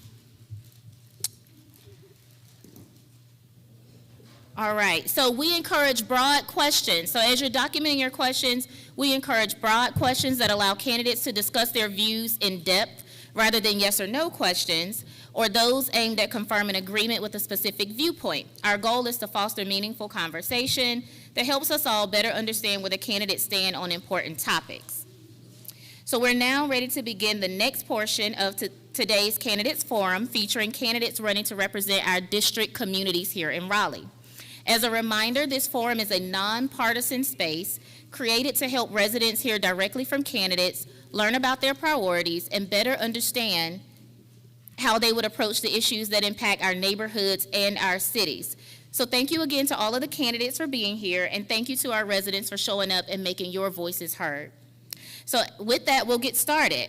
But I want to remind the candidates that you'll have 2 minutes to respond, and our timekeeper right here in the front will provide you 3 signs to let you know where you are. She will provide a 30-second notification, a 10-second notification, and then a time's up notification. At that time, we ask that you complete your sentence, and I may support her and say, thank you, right? Thank you for that response. So keep your eyes on her, okay? All right, let's begin. This first round of question is for District B. Public comment is an important part of civic participation. Last year, the City Council voted to limit the time allotted for public comment. How do you think the council should balance efficiency with ensuring residents have meaningful opportunities to speak and be heard? Hi, everyone. I'm Megan Patton. Of course. All right. Hi, everyone. I'm Megan Patton. I represent Raleigh City Council District B, which is the far northeast corner of Raleigh. At the time when the council made that decision, there was a big influx of people who wanted to give public comment on a particular topic that was relevant to news at the time.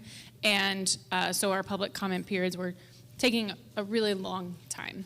And so whether you were a person who had come down to the council to give comment and were waiting several hours to give your comment, or you were a person who had come down to provide comments on a different, like hear a different topic that we were discussing later in the agenda, we would be asking residents to be at City Hall until midnight. There, at the time, prior to the change, also it was at the discretion of the presiding officer, which is typically the mayor. So the mayor you could show up to the city council to give comment, and the mayor could say, well, based on how many people are here, everyone gets 1 minute, or 2 or 3, kind of at their discretion. And so the changes were made to add predictability. So if there's a certain amount of signups, everyone gets 3 minutes. If there's a certain amount, everyone gets 2 minutes, and so on. So that adds an objectivity and a predictability that I think residents deserve. I also, I don't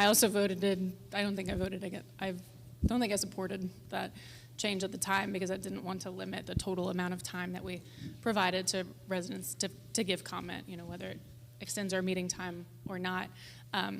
So I do think it's a real challenge, and I think sometimes residents are coming down to give open comment, and sometimes residents are coming down to hear a particular topic that they want to opine on, right? Like the budget or the changes to the water department, or whether what we're gonna do about affordable housing, and residents deserve to hear those presentations in a timely manner too. Thank you. Okay, this next question is for District C. How do you define responsible growth in Raleigh? And what factors should the City Council consider when evaluating rezoning and development proposals? What would meaningful community input look like in those decisions?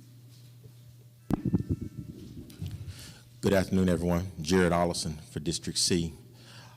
So when we talk about responsible growth and we talk about zoning issues and community involvement, what we need to remember is that we need to balance our approach to rezoning and development with the citizens' wants and needs. We cannot vote with the developers every time they want something done. Just because a developer thinks it's a great idea because they can make a lot of money on it does not make it a great idea. That's the first thing. The citizens are who we're here to represent. And if I could just tap into one other thing briefly, we talk about public comment time. City councilmen, the mayor, they work for the public. They don't work for themselves. They should make adequate time to hear out the citizens' concerns, to make sure that citizens feel heard, and then you should vote with the citizens, not with the developers. Let's get that out the way. Number two, when we evaluate what we're gonna do to have meaningful meetings and impact, you know what? Vote for me, you come sit at my kitchen table, we can talk about it. Because we are not just supposed to be accessible only when it's convenient for us. We need to be accessible when it's convenient for you. So these controlled times are entirely too controlling. So I want to speak broadly on these topics.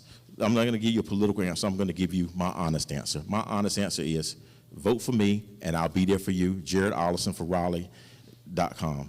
And we can work together to change things because a time has come for a change. Thank you so much. Thank you. Good afternoon. Thank you for having us. So I'm going to use two cases as an example of working and listening to the community. One case was around New Hope Road with the Old Town development. It used to be a golf community as it was supposed to be developed. The time changed, everything changed, it was rezoned. Part of the property was identified for retail. We recently had a case come before council in which they wanted to turn that into housing, affordable housing. But it's also on a creek, in a flood zone, in the floodplain. That's not what the community ever said they wanted. The community said they wanted retail. I told their land use attorney for that particular property that I couldn't support it from the very beginning. And I was consistent throughout.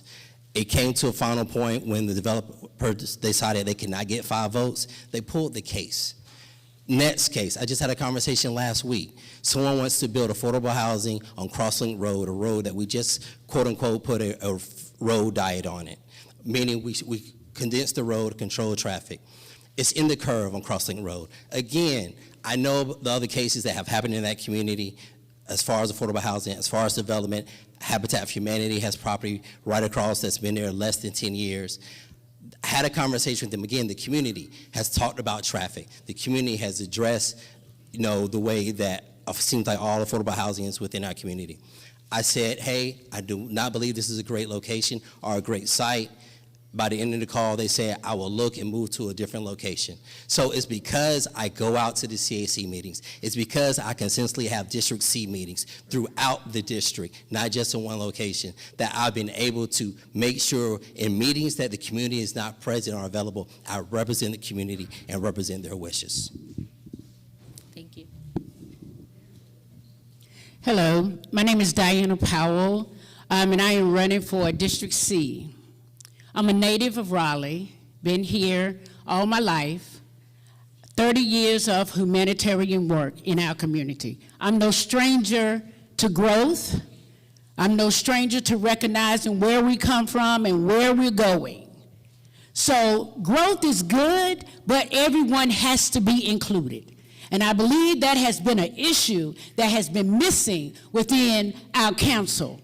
And that is something that I will bring to City Hall, is the people that have that community that has been missing. If we're going to vote on a vote of development, we need to come back and explain that why you gave your vote, why you voted yes, or why you voted no. And I believe that that is what's missing. You vote, but we don't understand why you voted.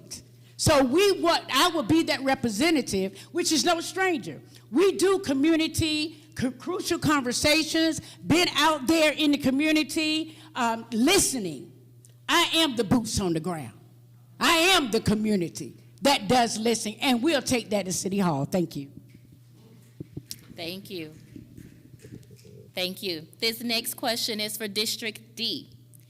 What is your perspective on the use of emerging technologies in public safety, such as drones, license plate readers, and other AI-supported tools, and how should the city balance safety, privacy, and accountability? Good afternoon. My name is Javon Smith, running for District D, and this question is actually directly in alignment with my professional background, so that's a good choice. Yeah, I mean, it's a hot topic. A lot of companies that are investing in AI technology are looking for AI for good stories. We hear so much stuff about AI for bad, and there's no lack of that information out there. But I support the use of responsible technology. The city council approved the use of this new GPS tracking technology for high-speed chases. Those are good tools that prevent overuse of chasing victims, right? So I support the use of that when it's ethical and used properly and sustainably and transparently. So having dashboards that have community access to see where this data is going. There's a lot of information about the use of license plate reader technology, who has access to it, are warrants necessary to get it. I think where it makes sense, we have to really vet each individual request coming from our public safety partners on the use of technology. So yeah, I think it's a good tool. I think it's an augmenting technology for the loss of workforce in some areas, right, where it's used responsibly. So I'm a proponent of it. Thank you. Okay. Question for District E. Last year, separation allowance for the Raleigh Fire Department was a significant issue before the City Council. How would you approach decisions about separation pay and benefits for city employees, and what would guide your decision-making? Thank you so much. My name is Christina Jones. I am your representative for District E. Yes, separation allowance is near and dear to my heart. I spent 2 years working on learning about it, both from the fire union as well as from city officials and what our constraints are. We have some budgetary questions that personally I felt could be overcome. I petitioned and asked for a penny on public safety, if we can push that to pay for this, because it is an expensive benefit. It is. But when I look at the budget and I look at the community, I say it's not about what's too expensive, it's about what your priorities are. And we had email after email of people saying we want to support our firefighters, we want to give them this benefit. And so my vote in that was to recognize the community support for that, as well as how important it is to help retain and attract new firefighters. This benefit was for after you retire, to make sure that you were still receiving an income from the city.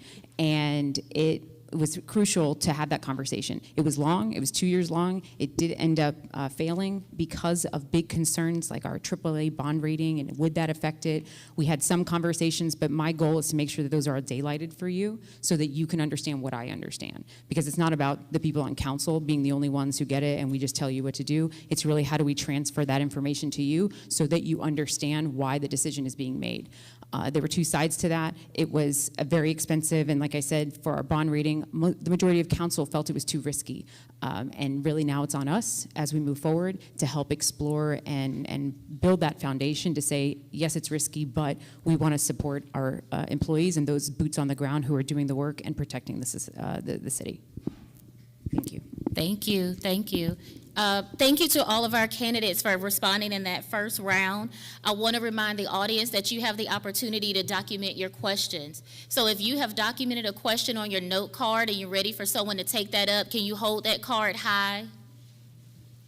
Thank you. Someone's going to come around and collect those cards. Again, those questions will be reviewed and vetted by the staff, and they will present those questions to me. I'll ask those questions to avoid duplication and repetition. If they're similar, you may not hear your specific question asked, but they'll try to make sure that that topic is represented. Okay, we'll go into our second round of questioning here, and the first question is for District C. How do you approach campaign contributions from industries that may have business before the city? And what steps do you believe are important to maintain transparency and public trust?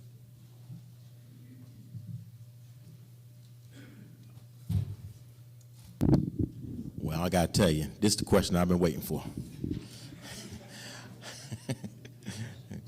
Ooh, I tell you what, that's a good one, Corey. I kind of like that. So listen. All city council persons, all elected officials need to make sure that when they are campaigning and raising funds, that they do not accept money from any parties who will have a business before the city. Other words, don't accept money from developers. I have not accepted $1 from a developer, although I've been approached. I will not take their money because when I'm elected to city council, I represent you, not them. I will not allow them to bulldoze our communities. I will not allow them to bulldoze Shaw University, where I was the 10th graduate in my family. My son was the 11th, my daughter will be the 12th this May. We love this school, we love this district. We need to protect every square inch of our district and keep it away from the developers. Now, the two persons sitting to my right have proven that they will sell access to the community time and time again through accepting developer funds. I think I got $40,000 or $50,000 last year he accepted from developers. Somebody could take this and pass it. I don't care what you do with it, but I want you to know it's here. And then Ms. Powell, who sells access to our community through other organizations. So I'm not selling access to anything. I'm not raising money to vote for someone. I'm voting with the people. Power belongs to the people. Vote for me, and you'll get the power back. Thank you, ma'am.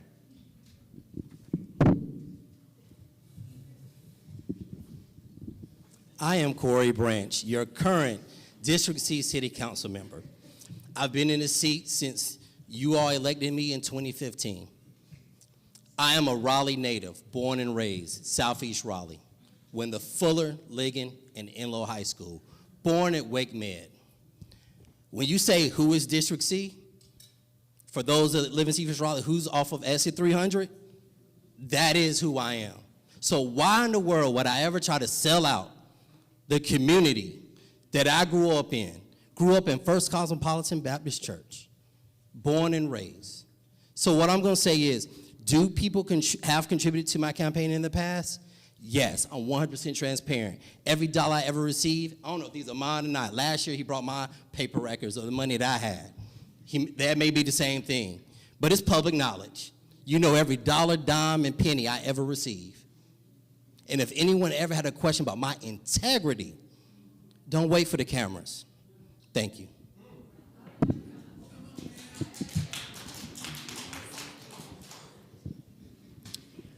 When I decided to run in this race, I got a lot of kickback. The first thing they said, you don't have no money. I have the community, have that village, right, that do trust in the work that we have done down through the years. Now, what Mr. Ollison said, I don't know where or how he came to that understanding. Because first you got to understand when you're working with a candidate, right, and you're getting people to work with their campaigns, canvassing, putting out signs, right, working the polls, that comes with finance. So that's what he's talking about. So first of all, get it right. Don't make false accusations, right? Because knowledge is powerful. And one thing I will stand on is truth and reality. Thank you.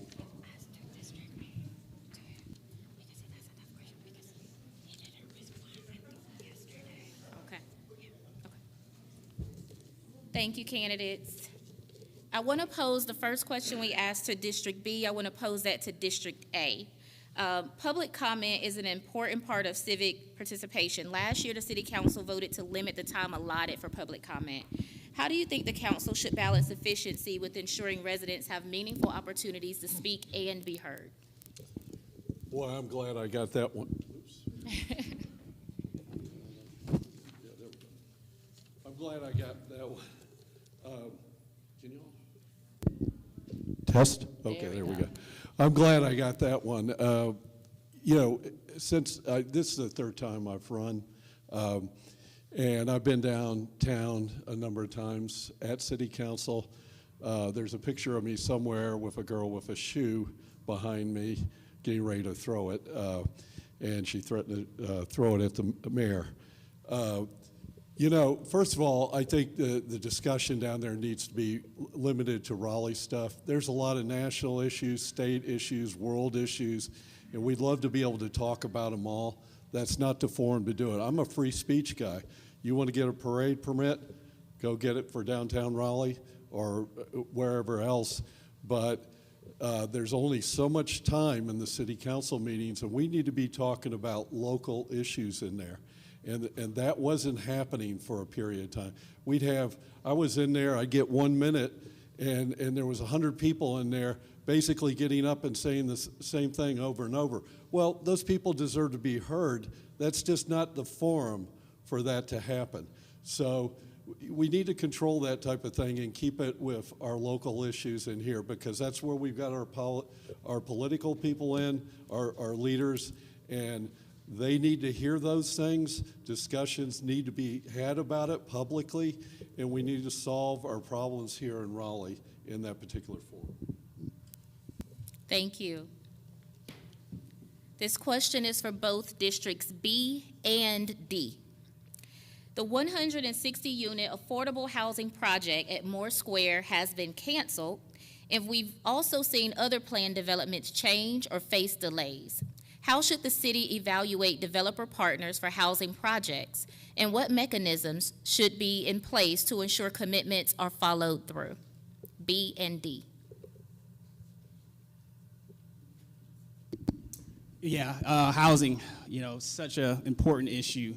I think, you know, one of the things that I noticed with the city council, and I think why the residents are kind of frustrated, is some of the city council policies, their hands are tied, right? There's law, right? There's law that they have to follow to be able to do certain things. And so if we continue to just do the same thing, we're going to get these micro movements. You know, the problem is so large And as we try to chip at it, it's going to take so much time to get these problems. So one of the things that I'm proposing is to continue to push, which is why this midterm election is so important, is to push to have a hybrid model for this Dillon's Law, so the city council could have access to be able to control what developers actually can do, because right now, legally, their hands are tied, right? And so the only tool they have in our arsenal is rezoning and negotiations. And so you're at the will of the developer on what you can negotiate with. But if you can actually get the state to help repeal some of this part of this Dillon's Law, it will open up the ability for us to be able to really, really, really control what developers can do in our city. So right now, the developers feel like they can just come in and extort our city and take things from us, right? It's a playground of extortion, essentially. So we're not going to we can't let Raleigh get extorted. And so it's going to require us to really push and work with our state lawmakers to repeal this law so we can be a modern city. So. Thank you. Yeah. Hi, everyone. Megan Patton, District B again. Just want a quick note that affordable housing at Moore Square is not canceled. There was a package. There's the parcel that's like south of the park and the parcel that's east of the park, and they were kind of bid out as this big package where we said, okay, bring us your best plan.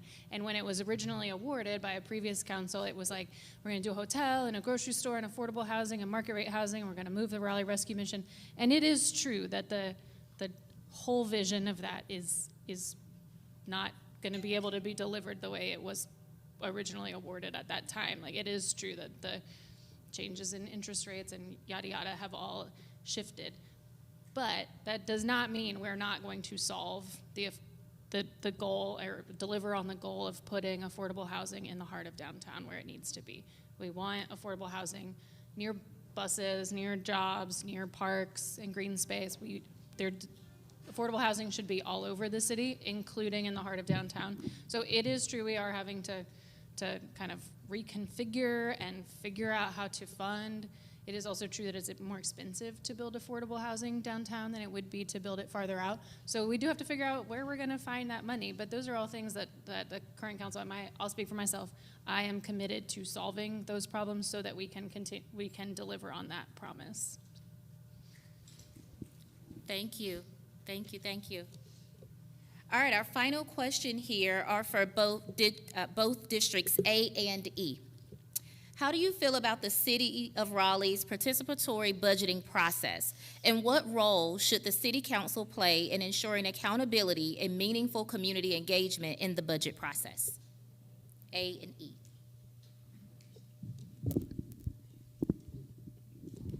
Hey, Christina with District E again.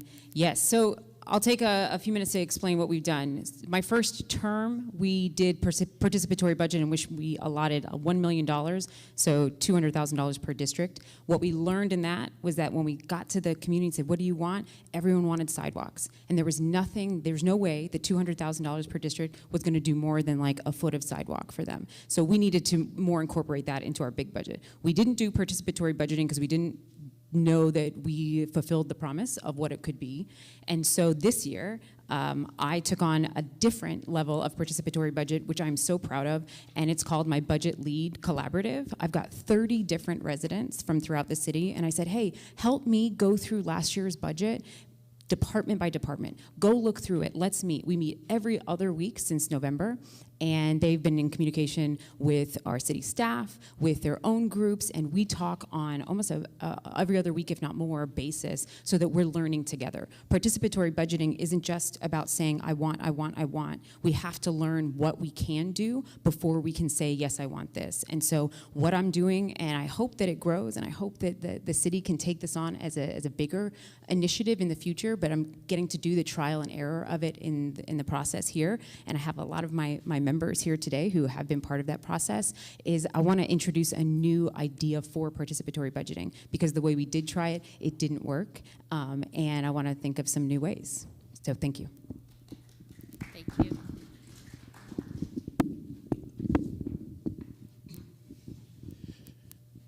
So, and my name's Whitney Hill, too. I don't think I said that last time. We're on District A.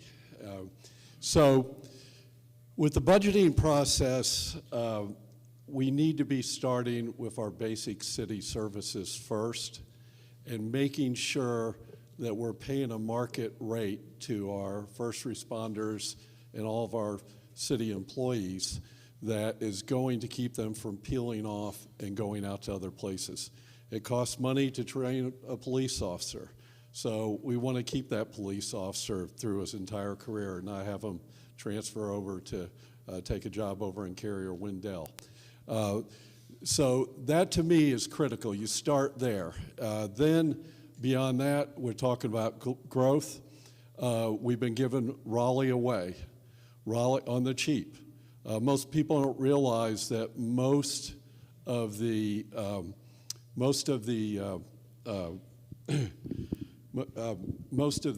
companies coming in here get 7 years of tax breaks with Raleigh and the county. Now, I don't know if that's still going on, but I know that that has been going on. Raleigh was built on the backs of the people who've lived here generationally, and I'm pro-growth, okay? We need to do a better deal when folks come in. So what ends up happening is the people that live here have to finance all the infrastructure growth that's going on. And there's places like North Hills where we aren't keeping up with that. And there's going to be some serious problems with the development that's done down there, and we haven't done the infrastructure plan along with that. Thank you. Thank you, thank you. And audience, thank you so much for being here today and documenting your questions. If you have any more of those questions on your note cards, hold them up and someone will collect them.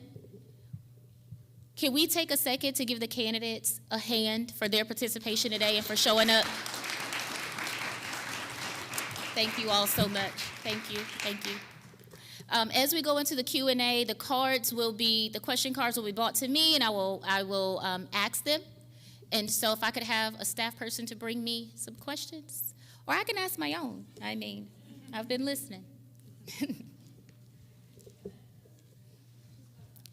And continue to jot your questions down, okay? And when you have a question on your card, put it up. Someone will collect it so that we can try to answer as many questions as possible here today. 1 minute and 30 seconds. Okay, and as we answer these questions, we're gonna have 1 minute and 30 seconds for candidates to respond. As a reminder, you are not obligated to answer any of the questions. If you don't have a response, you can just not pick up the mic, right? Okay. All right, so I really like this. I'm glad that my person, I think it's the same handwriting too. We're gonna do the raise of hands activity that we did a second ago if you guys were here. And so, or stand actually. So I'm gonna ask you to stand if you've participated in any of the following, all right? So stand if you've participated in any of the following. Raleigh Neighborhood College. All right. Citizens Leadership Academy. Planning Academy. Budget Listening Session. Okay. Board of Commissions Meeting. Or Board or Commissions Meeting. Okay. Budget Work Session. And then public comment as a speaker.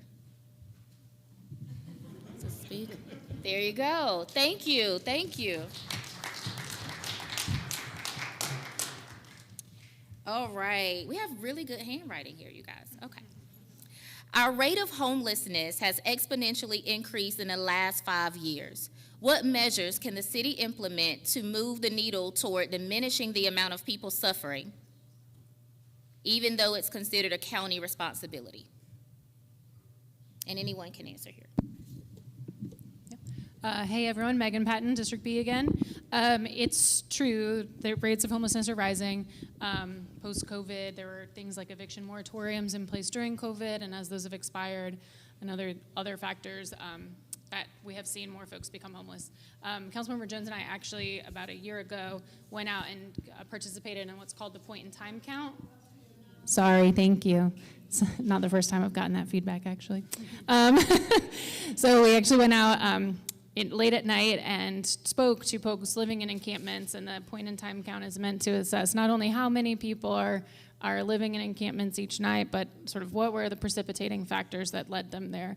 And so I think that was a really meaningful activity for us to participate in, to understand, and to inform the work of the city council moving forward and doing our part to prevent and end homelessness.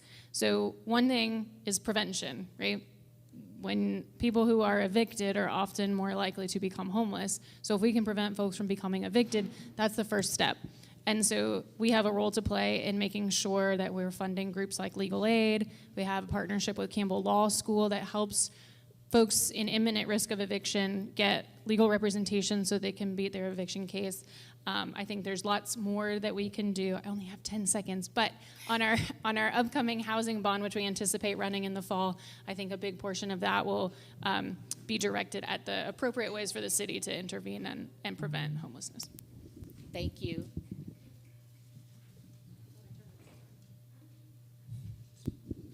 Just to continue from that, it's not just also just putting money into housing and development, but we do partner with CASA. We partner with the HIC. We've done more work with Southeast Raleigh Promise to address housing, but it's also when we look at organizations like Raleigh Village East that works with our seniors to keep them in their home. So keeping people in their home, Councilor Patton mentioned working with Campbell Law School, and we just received an update from them last week about the work that they're doing. We're having almost 700 evictions a week in Wake County. In Wake County. Now, we did ask how many of them were from Raleigh, and they didn't have that data, and they're supposed to be providing that information to us. So we can also look how we can dig down deeper and looking into those concerns as far as those evictions. Because in order to prevent homelessness, you have to try to keep people in their homes and find out where they are. So those are the things that we're going to continue to do, and working with nonprofits and people who are out in the streets, boots on the ground, making sure they have the resources that they need as well, so that we can use multiple factors in multiple industries and groups to address this matter wholeheartedly. Affordable housing. We hear that a lot, right? Being directly impacted, working with people that have been displaced. We can build all the affordable housing that we can build.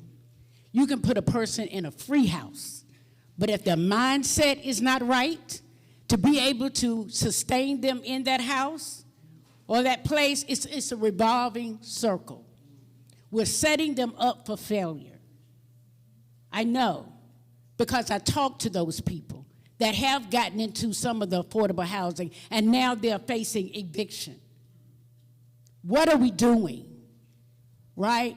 We got to understand how people are living from day to day. People that are renting, they're not voting. People that have been displaced, they're not voting. Why? Because they do not feel that our democracy is working for us. So we got to educate our people and get them the services that they need. Let's start with mental health. Let's start with addiction. Fentanyl has hit our city in the worst way. So we have got to stand and call those things for what they are and be true to our people. Stop selling them a false dream. Thank you, thank you.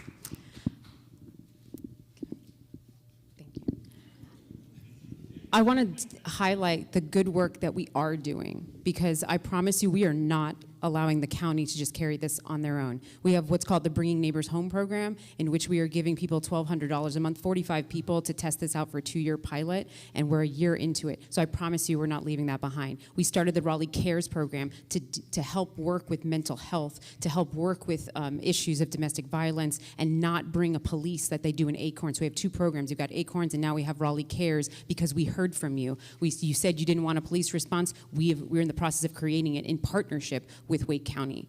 I'm really excited that we did do that pick count, Councilor Patton and I, and we learned there, we got to meet people who were directly benefiting from the program, where they got, the next day, they were being given those cards of $1,200 a month. We will get an update of that, hopefully, at our next meeting, so we can give you that information as well. But I really don't want you to think that we are just leaving it to the county, because we are not. It's very important for us as a city to be part of that conversation, and we are very, very much there, and I can't wait to do more.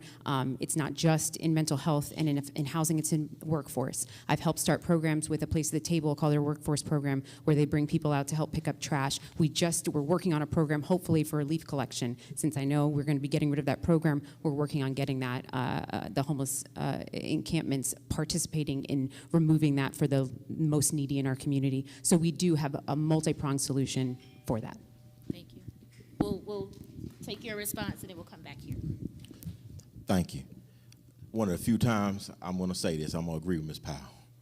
You know, we have to invest in services to keep people in their homes, invest in stability services to make sure they have what they need, because a lot of people who are being put out of their homes don't have the immediate ability to manage their home life. And that's the reason why a lot of them are being put out of their homes, because they can't keep up with even if it's a small amount of rent or the basic, keeping up with utilities, keeping up with their daily responsibilities, because a lot of them have mental health conditions or other setbacks that prevent them from being able to operate a home in an efficient manner.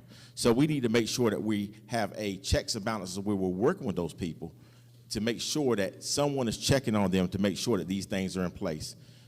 The other thing the city can do is to get people who are currently on the streets, off the streets. We need to invest in more shelters. Now, people talking about it's a county responsibility, but you know what? We can't just kick the can down the street. We need to build more shelters that give people immediate housing and then have transitional programs to get them into the homes so that when they get into the homes, they can manage to operate the homes and keep themselves from being homeless again. Thank you so much. Appreciate you. Thank you. Back to you. Yeah, I echo a lot of what was said. As a District D perspective, which is NC State, you know, I could tell you if you drive up and down Hillsborough Street, I think the students have noticed a radical change over the last 5 years also into what that looks like walking up and down the street. In fact, there's been lots of incidents of, you know, how students and homelessness, unhoused individuals engage each other. I do think that it's also a workforce issue. You know, people who are homeless, they don't really necessarily want handouts, right? So what can we do to help empower them to be their best selves? And there's a lot of workforce issues, right? I work in agriculture a lot, and so, you know, traveling the state, I hear a lot about workforce opportunities, right? The biggest issue is workforce, having people that have the skills to be able to do the jobs. It's not that the jobs are necessarily gone, it's just that there's a lack of skills to be able to meet the requirements of the jobs. And so we need some mechanism to help train unhoused individuals to be able to take care of the other problem on the other side of the table, which is workforce development. So if we can connect the two issues together, I think that it'll make a much more prosperous Raleigh. So, thank you.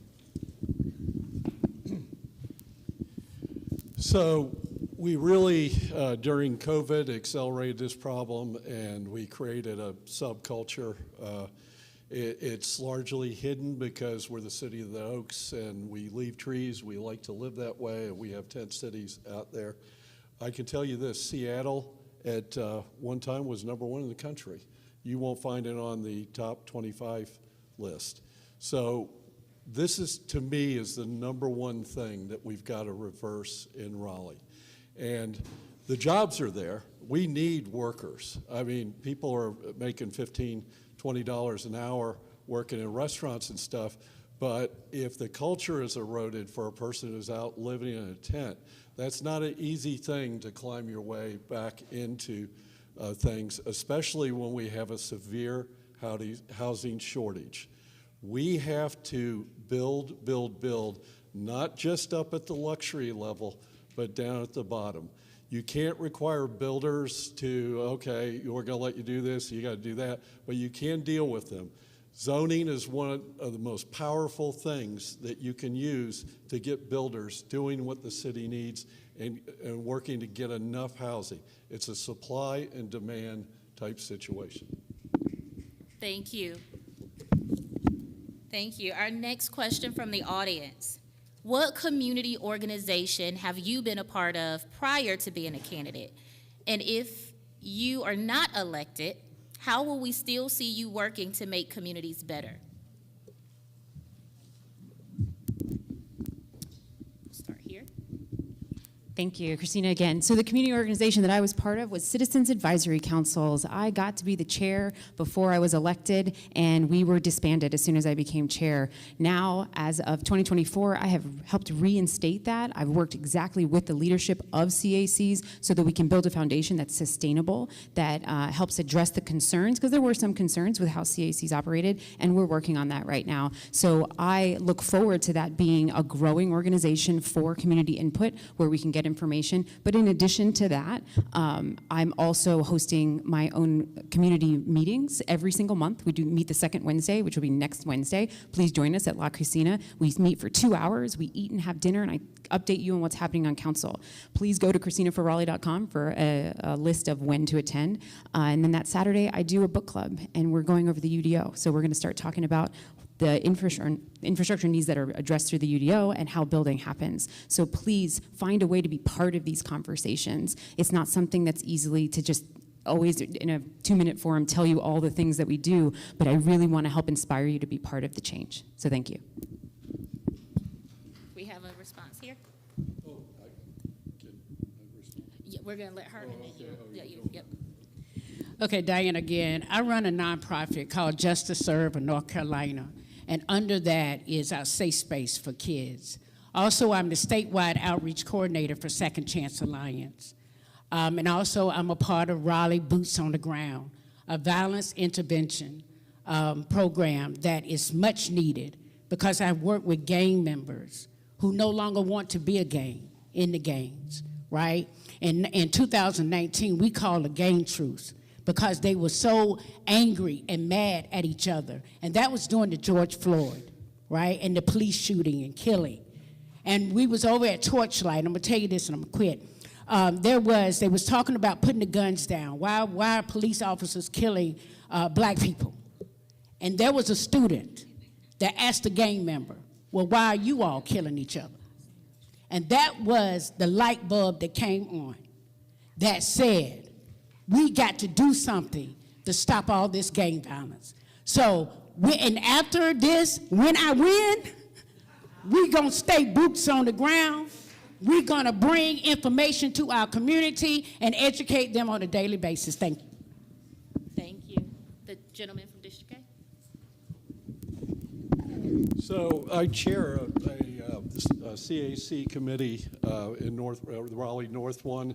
And I want to thank Christina Jones for leading the charge to get that program back in. Should have never been discontinued. Megan Patton helped me to get into the role that I'm doing with that. And we're having to build that program back up because there were some very courageous people who ran a number of them when it was defranchised by the city. And now that it's back, we've got to build those programs back up, and we're getting the city's support to do that now. And that's really great. I've been involved with I've joined the Raleigh Chamber again, but for years I was involved in the Raleigh Chamber. I led the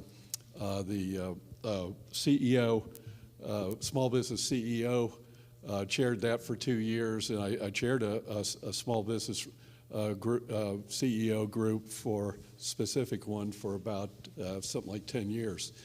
So I've been very involved with the business community here historically. Now I'm getting involved in these other things. I have been very prolific on coming on downtown to voice on issues with the current city council, and I have really liked that process that they go through there with that. And that's the way that any one of y'all can come down and get your 3 minutes down there. Thank you. There was a response here. So I've been involved in the community my entire life. It's not a new thing for me. I've been a law enforcement officer in this community for right at 30 years. I'm an Air Force veteran. I've responded to calls, helped people who are in need, put my own life on the line, had weapons put in my face several times during my career. I'm still standing. I got hit by a car in 1997 to save a child's life. I keep giving to the community. I routinely contribute to the Boys and Girls Club of Wake County financially. I'm a member of Mark Street Baptist Church, where I work in the food bank to make sure that people have food every second Saturday of the month. I have also contributed to a science club in the past that was based out of the Wetlands Center over near Carnage Middle School. So I'm going to continue to contribute to the community. I'm due to retire June 1st from law enforcement, and I'm going to find other ways to give back. Whether I'm elected or not, I'm going to be here. I'm not going anywhere. I'm holding people accountable for what they're supposed to do, like you can hold me accountable for what I'm supposed to do when I'm elected. I'm not going anywhere. I'm the only person on this panel who is willing and has offered and will guarantee you that I will give up the entire city councilman's salary for the first year to youth programs in the community, because youth programs are near and dear to my heart. I also have volunteered with 919 Truth, a program that was founded by a few gentlemen from Southeast Raleigh who I grew up with. So I want to do everything I can to help. I will do my part. Thank you so much. Thank you. Response here? All right, yeah, I am also giving up part of my salary too, not quite 100% because I don't have as much wealth maybe as some of the people on the council here. So, and I think you should get paid when you do a job. So, yeah, 50% of my salary is going to go to mental health right off the bat. But I'll say, you know, I spend a lot of time on the youth side of things. I tend to connect with them a lot more, and I do a lot of volunteer work with Juntos, with FFA, and 4-H, which are all really important programs across the state. We teach a STEM enablement class with them to try to get them excited about, you know, the next frontier of job growth, right, in AI. Also, during Hurricane Helene, I was one of the first responders going out to the western part of the state to respond to Helene for resources. And so that was a pretty emotional, you know, part to see how environmental impacts can change, and Raleigh could be next, right? And so that was an event that happened in the western part of the state, but it's not over, right? So I support a lot of youth engagement activities across the state, and even if I don't win, I'll continue to be an advocate for youth enablement and across the state, across the city. So. Thank you, thank you. So before I was ever elected, I worked with the Marcans group that was active out of the Nexus building with the Muhammad family before the executive director, Isaiah Muhammad, passed. I was also a member of Wake Up Wake County. I was part of the Wake County Transit Association committee that looked at the Wake County Transit Plan that was on the ballot in 2016 before I got on council, as well as I was on the Raleigh Transit Authority. Since I've been on council, I've been part of Passage Homes. I was on the board for the Art Space. I continue to work with the Raleigh Boys and Girls Club. Just every year they have a Youth of the Year, Club Member of the Year. I continue to work with them throughout, as well as continue to work through my church, Baptist Grove, in which I'm a member of currently, as well as giving back in the community through my wife, who does theater, working with nonprofits in the theater and in the arts as well. So that's what I continue to do, even though I am elected council member, and look forward to being reelected to represent you in District C. Thank you. All right. Okay. Another audience question here. And at this time, we're going to limit responses to 1 minute. Ouch, right? 1 minute. And so you will still get a 30-second and 10-second notification, okay? Okay. How would you support those who are formerly incarcerated re-entering society? Thank you. I knew it was coming. My nonprofit is Justice Server North Carolina. Our mission is to prevent individuals from continuing in our criminal justice system. A while back, when Arkiel Dinkins was murdered on Bragg Street, the district attorney and a judge came to me because the community was ready to riot. They were ready to tear Raleigh up. So someone called me and they said, you need to get down to Bragg Street. Went down to Bragg Street, and make a long story short, we did an expungement, a 3-week pre-registration expungement to see could people get their records expunged. We pre-registered over 3,000 people, and that brought our Second Chance Act bill, and I was a part of that bill. Thank you.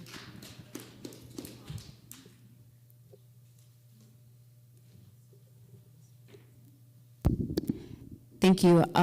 this is an area that I'm just beginning to learn about. And through activists like Kerwin Pittman, who has started I want to get it right, the Recidivism Reduction Education Program Services, he's created a bus that actually goes out and helps educate people who are coming out of incarceration to all of the services that are needed. And so it would look to me like a partnership with nonprofits like that, so that the people in the community doing the work can get the support from council to continue their great work. Thank you. There was a spot. Jared Ollison here again. I'm formerly the director of the Wake County Jail, so I managed all the jails here in Wake County. And when I was the director there, I had begun to start up some programs where people who were getting out of jail could partner with organizations that would help them to stabilize themselves and to make better decisions. Now, for political reasons, the previous sheriff did not allow me to continue with those programs that I was trying to start, and I needed the sheriff's office resources to do so. So what I would like to do is partner with the sheriff's office to work with people in the jails prior to them getting out, so they don't get out and make poor decisions. I want a handoff when they're getting out of the jails or out of the prisons. We'd rather hand them off to someone who's going to help them rather than them getting out trying to figure out where to go from there. Thank you. Thank you, thank you. Come back over here.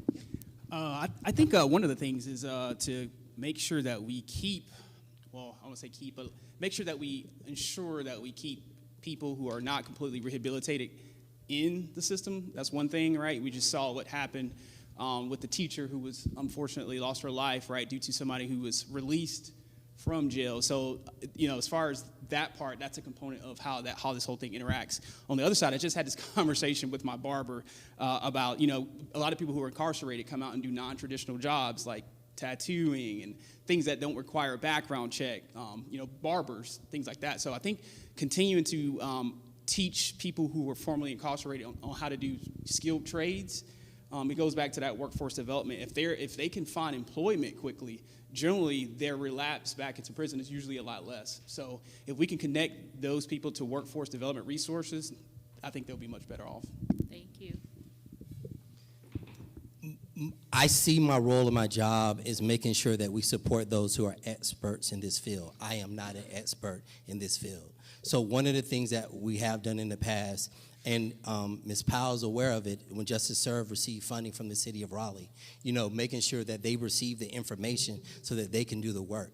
The key is putting the experts where they're supposed to be to do the work. And it's one thing about council members, it's 8 of us, and we go from issue to issue to issue. But when we have people who are laser focused on an issue, that's where we have the biggest impact, is making sure that we give them the resources to do that work. Thank you. I'm going to come here and then we'll finish with you. No, with you. Yep. Sorry. So my education on this was being involved with Jobs for Life. I was a ways back. I ran some classes out of our, okay, there we go. I ran some classes out of our church, and we had some people who had been incarcerated. When folks come out of there with a felony, it's really tough. I mean, there's no difference between whether it was violent crime or something else, and it is tough for them to get a job, period. And a lot of people who are incarcerated don't even know how to get a job. Jobs for Life is a great program. It's a nonprofit organization that works through churches and that type of thing. That would be one method to help get a lot of people who desire to get integrated back into society, is have the county and city work with these folks, the state, to get people into something like that. Thank you. Yeah. Hey everyone, Megan Patton, District B again. A +1 on partnering with nonprofits. I did want to briefly highlight the work of previous council member Mary Black, who used some of our council contingency or council's discretionary money to partner with a nonprofit that's providing a universal basic income to women who are exiting the carceral system. So there's that. And then the other piece is that the city is a massive employer. You can actually just work for the city of Raleigh. We employ about 6,500 people, and so making sure that the city's policies are supportive of appropriate second chance opportunities so that people can seek employment with the city, I think, is an important place where we can have impacts. Thank you. Thank you. All right, so let's see. Currently, city workers are prohibited from serving on boards under the guise that it creates a conflict of interest. City management also does not like employees meeting with council members. How will you hold the city manager accountable for representing the workers? Would you support city employees serving on boards and commissions? So I was on council when this policy changed. We used to have representatives that were our bus operators on the Raleigh Transit Authority. But what happened was their employer, because they weren't considered a city employee either, was also on the board, and it created a conflict between the two when they had a dispute between the operators and as well as their service provider. Because what most people don't understand is the people, real quick, I only got 30 seconds. So what I would do is I've met with some of our solid waste workers. I will continue to meet with city staff or city employees that have issues, that have concerns. This has led to some of the changes and some of the things that we have done and made, and there's now a new director over solid waste from those conversations. So if I had more than a minute, there's a lot more I want to say, but I wanted to skip and make sure I highlight those two things. Thank you. We'll come to this side. We'll just keep bouncing. So I think it represents a conflict of interest to have city employees on boards and stuff. These are oversight boards. City council is about oversight. One of the biggest problems I see with city council is that they don't always, they have to rely on the city organization to provide them with the information. And a lot of times information is presented in a manner to push them in a particular direction. That's the way it always is organizationally. I would really like to see more effort for the city council and the boards to be able to have access to the city employees and not being able to see them at all. That's really bad. I mean, on city council, I'd like to be able to pick the phone up and call someone and get an answer so that I can make the proper decisions. Thank you. Well, I would just like to say that it's a shame that the city workers feel like they need to be on a board to be heard. They should be heard without being on the board. I welcome them to join boards, but they should be heard regardless of whether they're on the board or not. City workers are not subservient to the city council, the city manager, or other members of the city.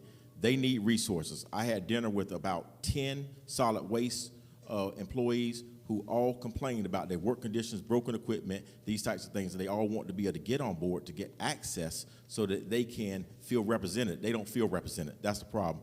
And as far as the firefighters are concerned, they should not be working in conditions where they are exposed to toxins and these types of things and not have this supplemental cancer insurance and not have the supplemental retirement insurance. This is unacceptable. Things need to change for the city employees. They are valuable people too. Thank you. Thank you. Do we have a response? Thank you. Yes, having everyone on boards is really important. It is a policy right now to not have city employees on boards and commissions. I think where the happy medium until we can do that would be to ask for there to be internal boards. And they do have some, like there's a safety collaborative, but when that happens and it doesn't transition down to us, that's where the problem comes. You can have as many different conversations with different city departments as you want, but until that information comes down to council so that we understand whether that's through a staff survey or if it's through communications from those boards or groups to us, we won't know what's being said. So I think before we get to, as we work towards getting employees incorporated and all that, I think there are some workarounds that we can definitely pilot and promote. Thank you. Is there a response on this side?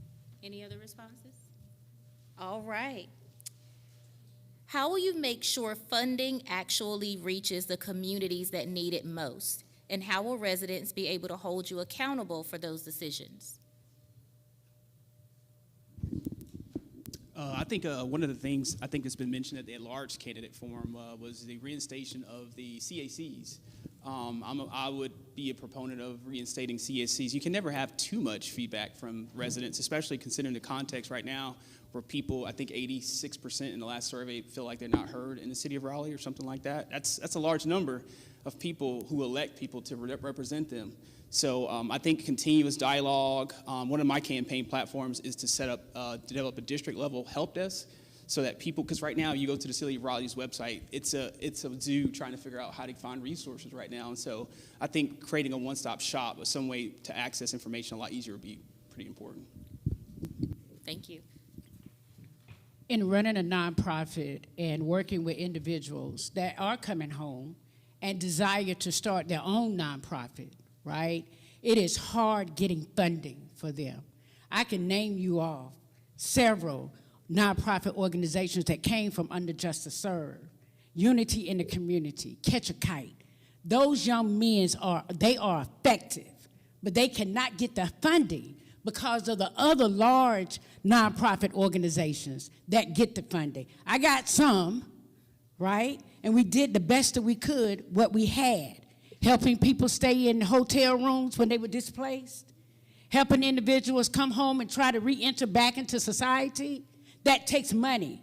And I had to dig into the community, bring back the village. And the community donated so much money that we were able to make this effective. So we have nonprofits that are out there that are effective, but they would be more effective if they had the fundings that they need. Thank you. Thank you.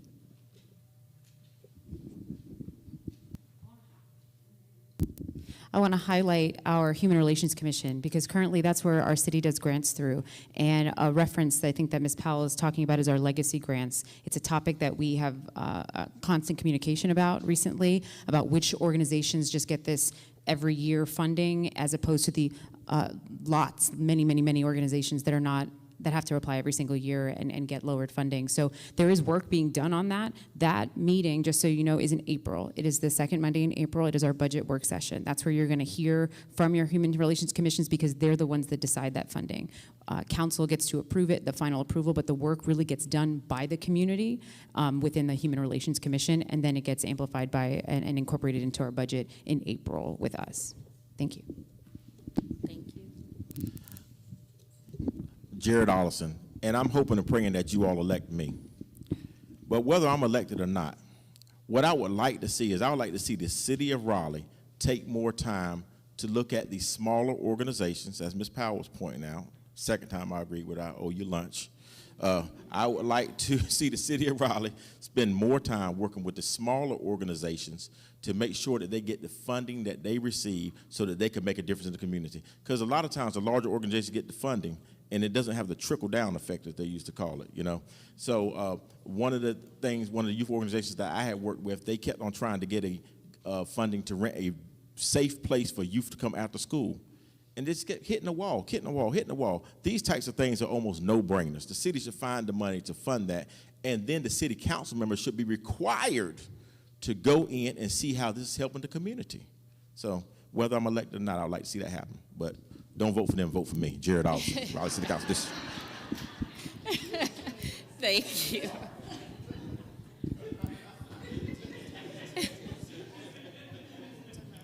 So I'm not. Yep. Is that got it? Yep. I'm not a big proponent of city putting money into nonprofits. I'll just tell you that right now. But the city facilitating nonprofits, yes. The city promoting nonprofits, working with them to help them. But at the end of the day, citizens are going to vote with their money with nonprofits. I think the biggest thing that the city can do is to make people aware what the problems are, which the city, you know, that's a tough thing to do because no matter how good of a city organization you're going to have problems. Let's get the nonprofits in, let's get the citizens educated on what's out there and why they should be supporting these various organizations. And I think you'll find is the smaller local ones are going to be the ones that are most effective. Thank you. Hey y'all, Megan Patton, District B again. So a lot of the answers have bent toward nonprofit funding, but I wanted to kind of bend the question back toward actual city services and how do we make sure city services are getting to the communities that need them most. And over the course of my time on council, we have like slowly and arduously updated our policies that used to reward those who had the most free time and the most sort of political capital. So as an example, we used to have like a sidewalk petition program. So if you came down to City Hall with enough signatures from your neighbors and said, we want a sidewalk, then you could get in line to get the sidewalk. And who was rewarded by those systems? People with a lot of free time, maybe natural connections to their politicians, and that's not everybody. That's not every community. And often that was rewarding people who already mostly had sidewalks. And so during my time, we have removed that sort of petition-initiated sidewalk, and we've assessed where the sidewalks are missing, and let's get them in order of worst first. Thank you. Did we have another response here? No, okay. One other thing we've done too is historically with council contingency, it would be a real big pie. All council members would recommend recommendation, it'd come back and the whole council would vote on it and we would go forward. What we've done is we've taken the council contingency money and divided between the 8 of us on council. And as council members, if you have a nonprofit, you can come reach out to any one of us and say, hey, we have a nonprofit, we're serving the community. Our staff will then vet it. They will go through, make sure you're a legitimate nonprofit with a 501c3. You have all your information in files, and then it will come to council on our council consent. And then we just vote it through. Because council still has to vote to approve it, but this is something we've done to try to streamline and get resources to nonprofits. Now, the way it works is it's only that one-time offering that we can do, because the ultimate goal is for it to help you in case of an emergency or a one-time event so that you can eventually become a little more self-sufficient. Thank you. Thank you, thank you. This is our last audience question, and I just want to remind you that if you have documented a question, they have been reviewed and vetted. Those that we were not able to get to today, they will be emailed to the candidates, and if you've registered today and provided your email, the responses will be emailed to you, okay? Here's our last question. Is there a process for grandfathering property taxes so the elderly don't get priced out of their homes as prices rise? I wish my answer was yes, but it's not, because the state of North Carolina will not allow the county, who is the property tax agency, to do it. So there's only 2 ways. If you are a retired veteran, there's a program, and of a certain age and you're the homeowner, there's a program for that as well. I am aware that the county tax director is trying to work with other large municipalities to try to find a way to get policies changed for us larger counties, but as of right now, that's where we are. Thank you. Yeah, this is connected to my response in the beginning, I believe, which is the state enforcing these archaic laws. The Dillon Rule was ratified, I think, in 1863. So that's a long time ago. So the rule that's controlling the city's and the county's ability to make these changes was enacted in 1863. Just let that resonate for a second. So much has changed since then, right? So we have to find ways to put pressure on our state level General Assembly to help us have the capability to make regional-based decisions for situations like this. Yeah, thank you. I have a neighbor who's 94 years old. He told me that when he purchased his home payment was $120 or so a month, give or take. And he loves his home. If it were not for his children, he would have to move, because they help him with his tax bill. They make sure that he's able to maintain. He retired at a time when the pensions weren't as great, because they're not great now either. But he retired at a time where the pension would not carry him, the duration. He said he didn't expect to live 90-something years, but he didn't expect to be looking at having to move out of his home either. This is a problem for all of us. This is a problem that we need to address. We can't keep kicking it down the road. we need to be aggressively lobbying the legislator to make a change. Instead of talking about it, we need to have a public confrontation with the legislator to help people to stay in their homes. Okay? Thank you so much. Thank you.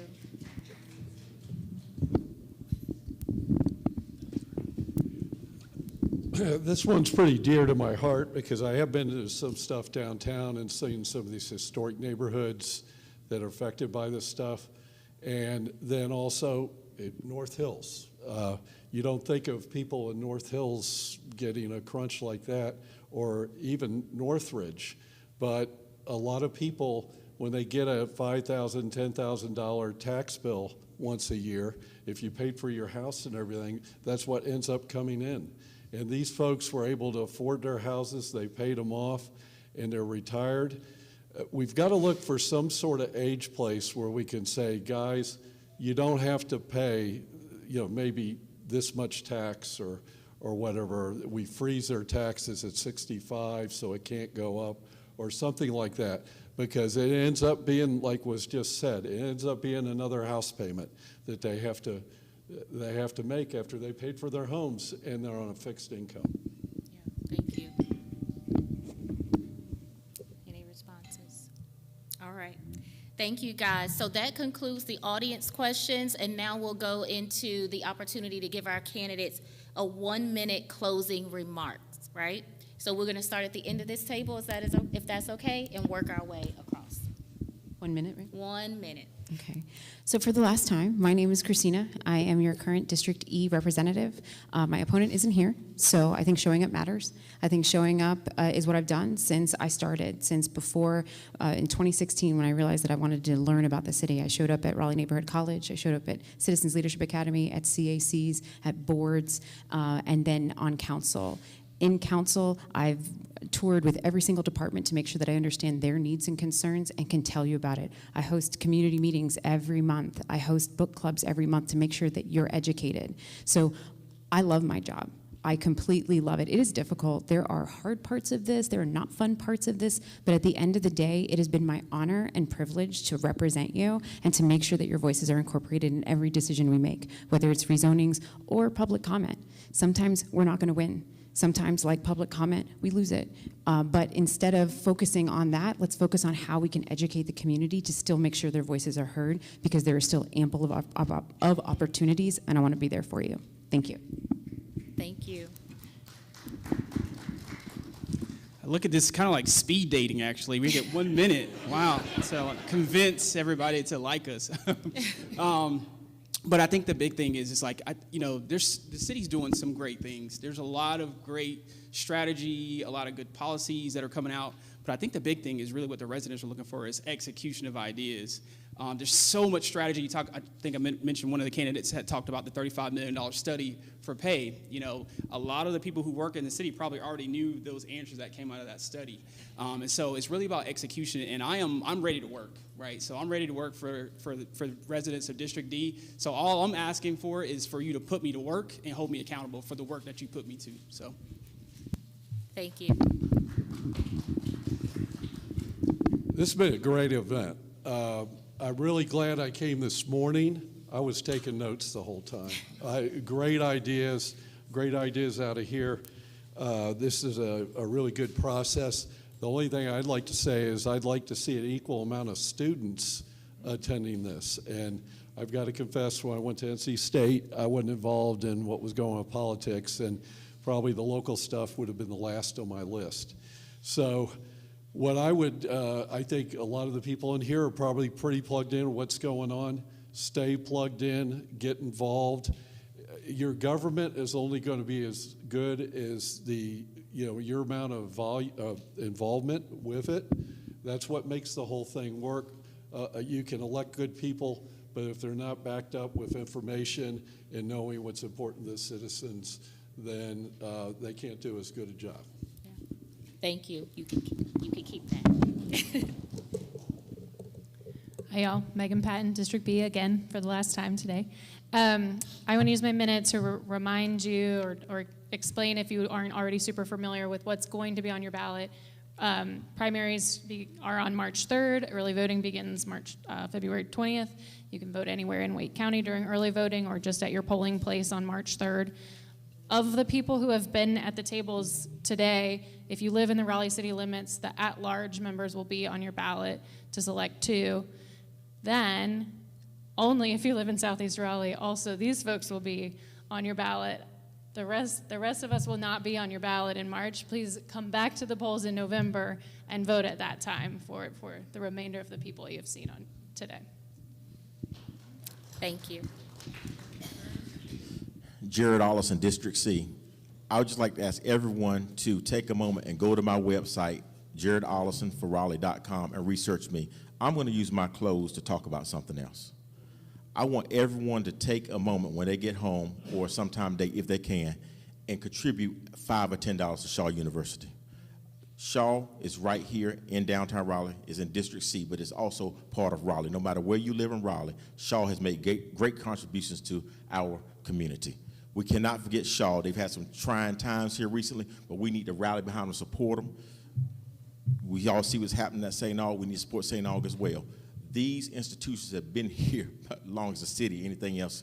We need to find a way to support our institutions. So I'm asking everybody to take a moment and support Shaw University, and also do what you can to support St. Augustine's as well. Now, I want to say that I would like you to vote for me. And if you're going to vote for one of the individuals to my right, vote for them in June. Okay? Vote for me March 3rd, vote for them in June. Thank y'all so much. God bless you. Y'all have a good day. Thank you. Jared Allison, District C. First of all, thank you all for taking time out of your Saturday morning to be here. Some of you have been here since 11 a.m. this morning up until now. So I say thank you for coming in and making sure that you know what the people who want to represent you are about. I am Corey Branch. I am currently your District C City Council member. And I look forward to remaining your District C City Council member. And to do that, to work on affordable housing, to work on transportation, to make sure our youth, 2 of us will advance past March 3rd. I pray every day, and I know God will put me where I'm supposed to be. So I say, please continue to support each other, stay warm, and I look forward to seeing you wherever you are. Thank you. I would like to say thank you, even for the opportunity. I'm here because the people sent me here. They brought me into this room. And my motto is, it's not an I, it's not a me, it is a we. And we equals community. And that's what I stand on. I want to be that representative that is present, accountable, and unapologetically for the people that built this community. We got to hold on to our legacy and continue to expand higher. Power for Raleigh District C. Thank you. Thank you. So you guys, that concludes my portion. I just want to thank all the candidates. I want to thank you all. I want to thank you to the coordinators of this event. This has been an honor and a pleasure. I've learned a lot. I'm honored to stand up here with these amazing and courageous people who are taking a stand to lead us and lead Raleigh. And so thank you guys for your investment in what you've already done and what you plan to do in the future. Thank you guys so much. I've enjoyed you all. Thank you for allowing me to moderate today. And I would like to call Ms. Humphreys back up to give a closing.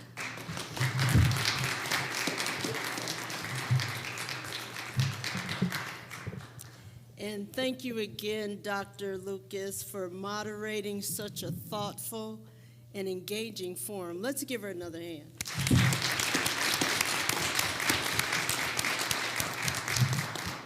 And some finger snaps. So to officially close out today's program, help me to welcome and give a round of applause to Ms. Ernestine Ledbetter, a fellow member of PowerUp NC Raleigh's organizing committee.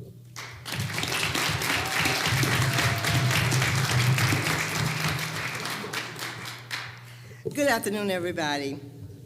As we come to a close today of the Candidates Forum, I just want to take a moment to thank each and every one of you for being here.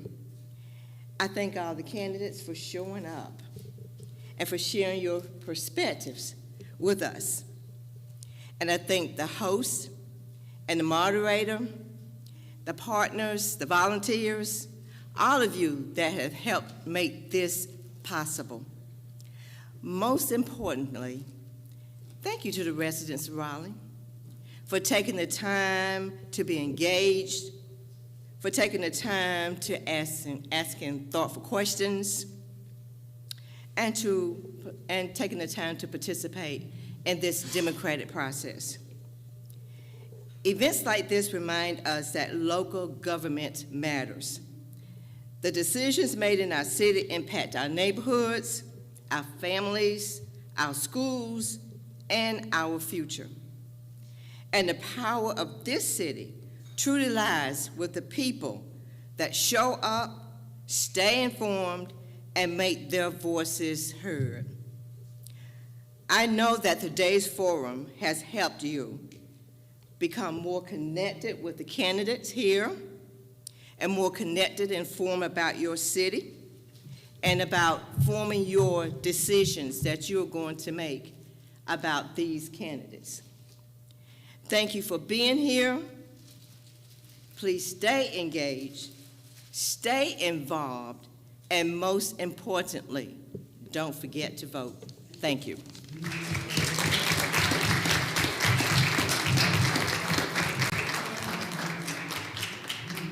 Now, I know that,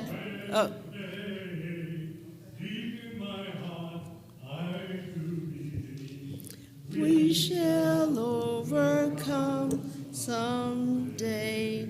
I want to thank Ms. Ernestine. That was a beautiful tribute. Thank you so much. I want to thank Ms. Ernestine for that inspiring message. And I know that you think that they're just old ladies that volunteer with PowerUp, but I would like for all of the volunteers that work with PowerUp to stand up so you can see we got some guys too and some younger ladies.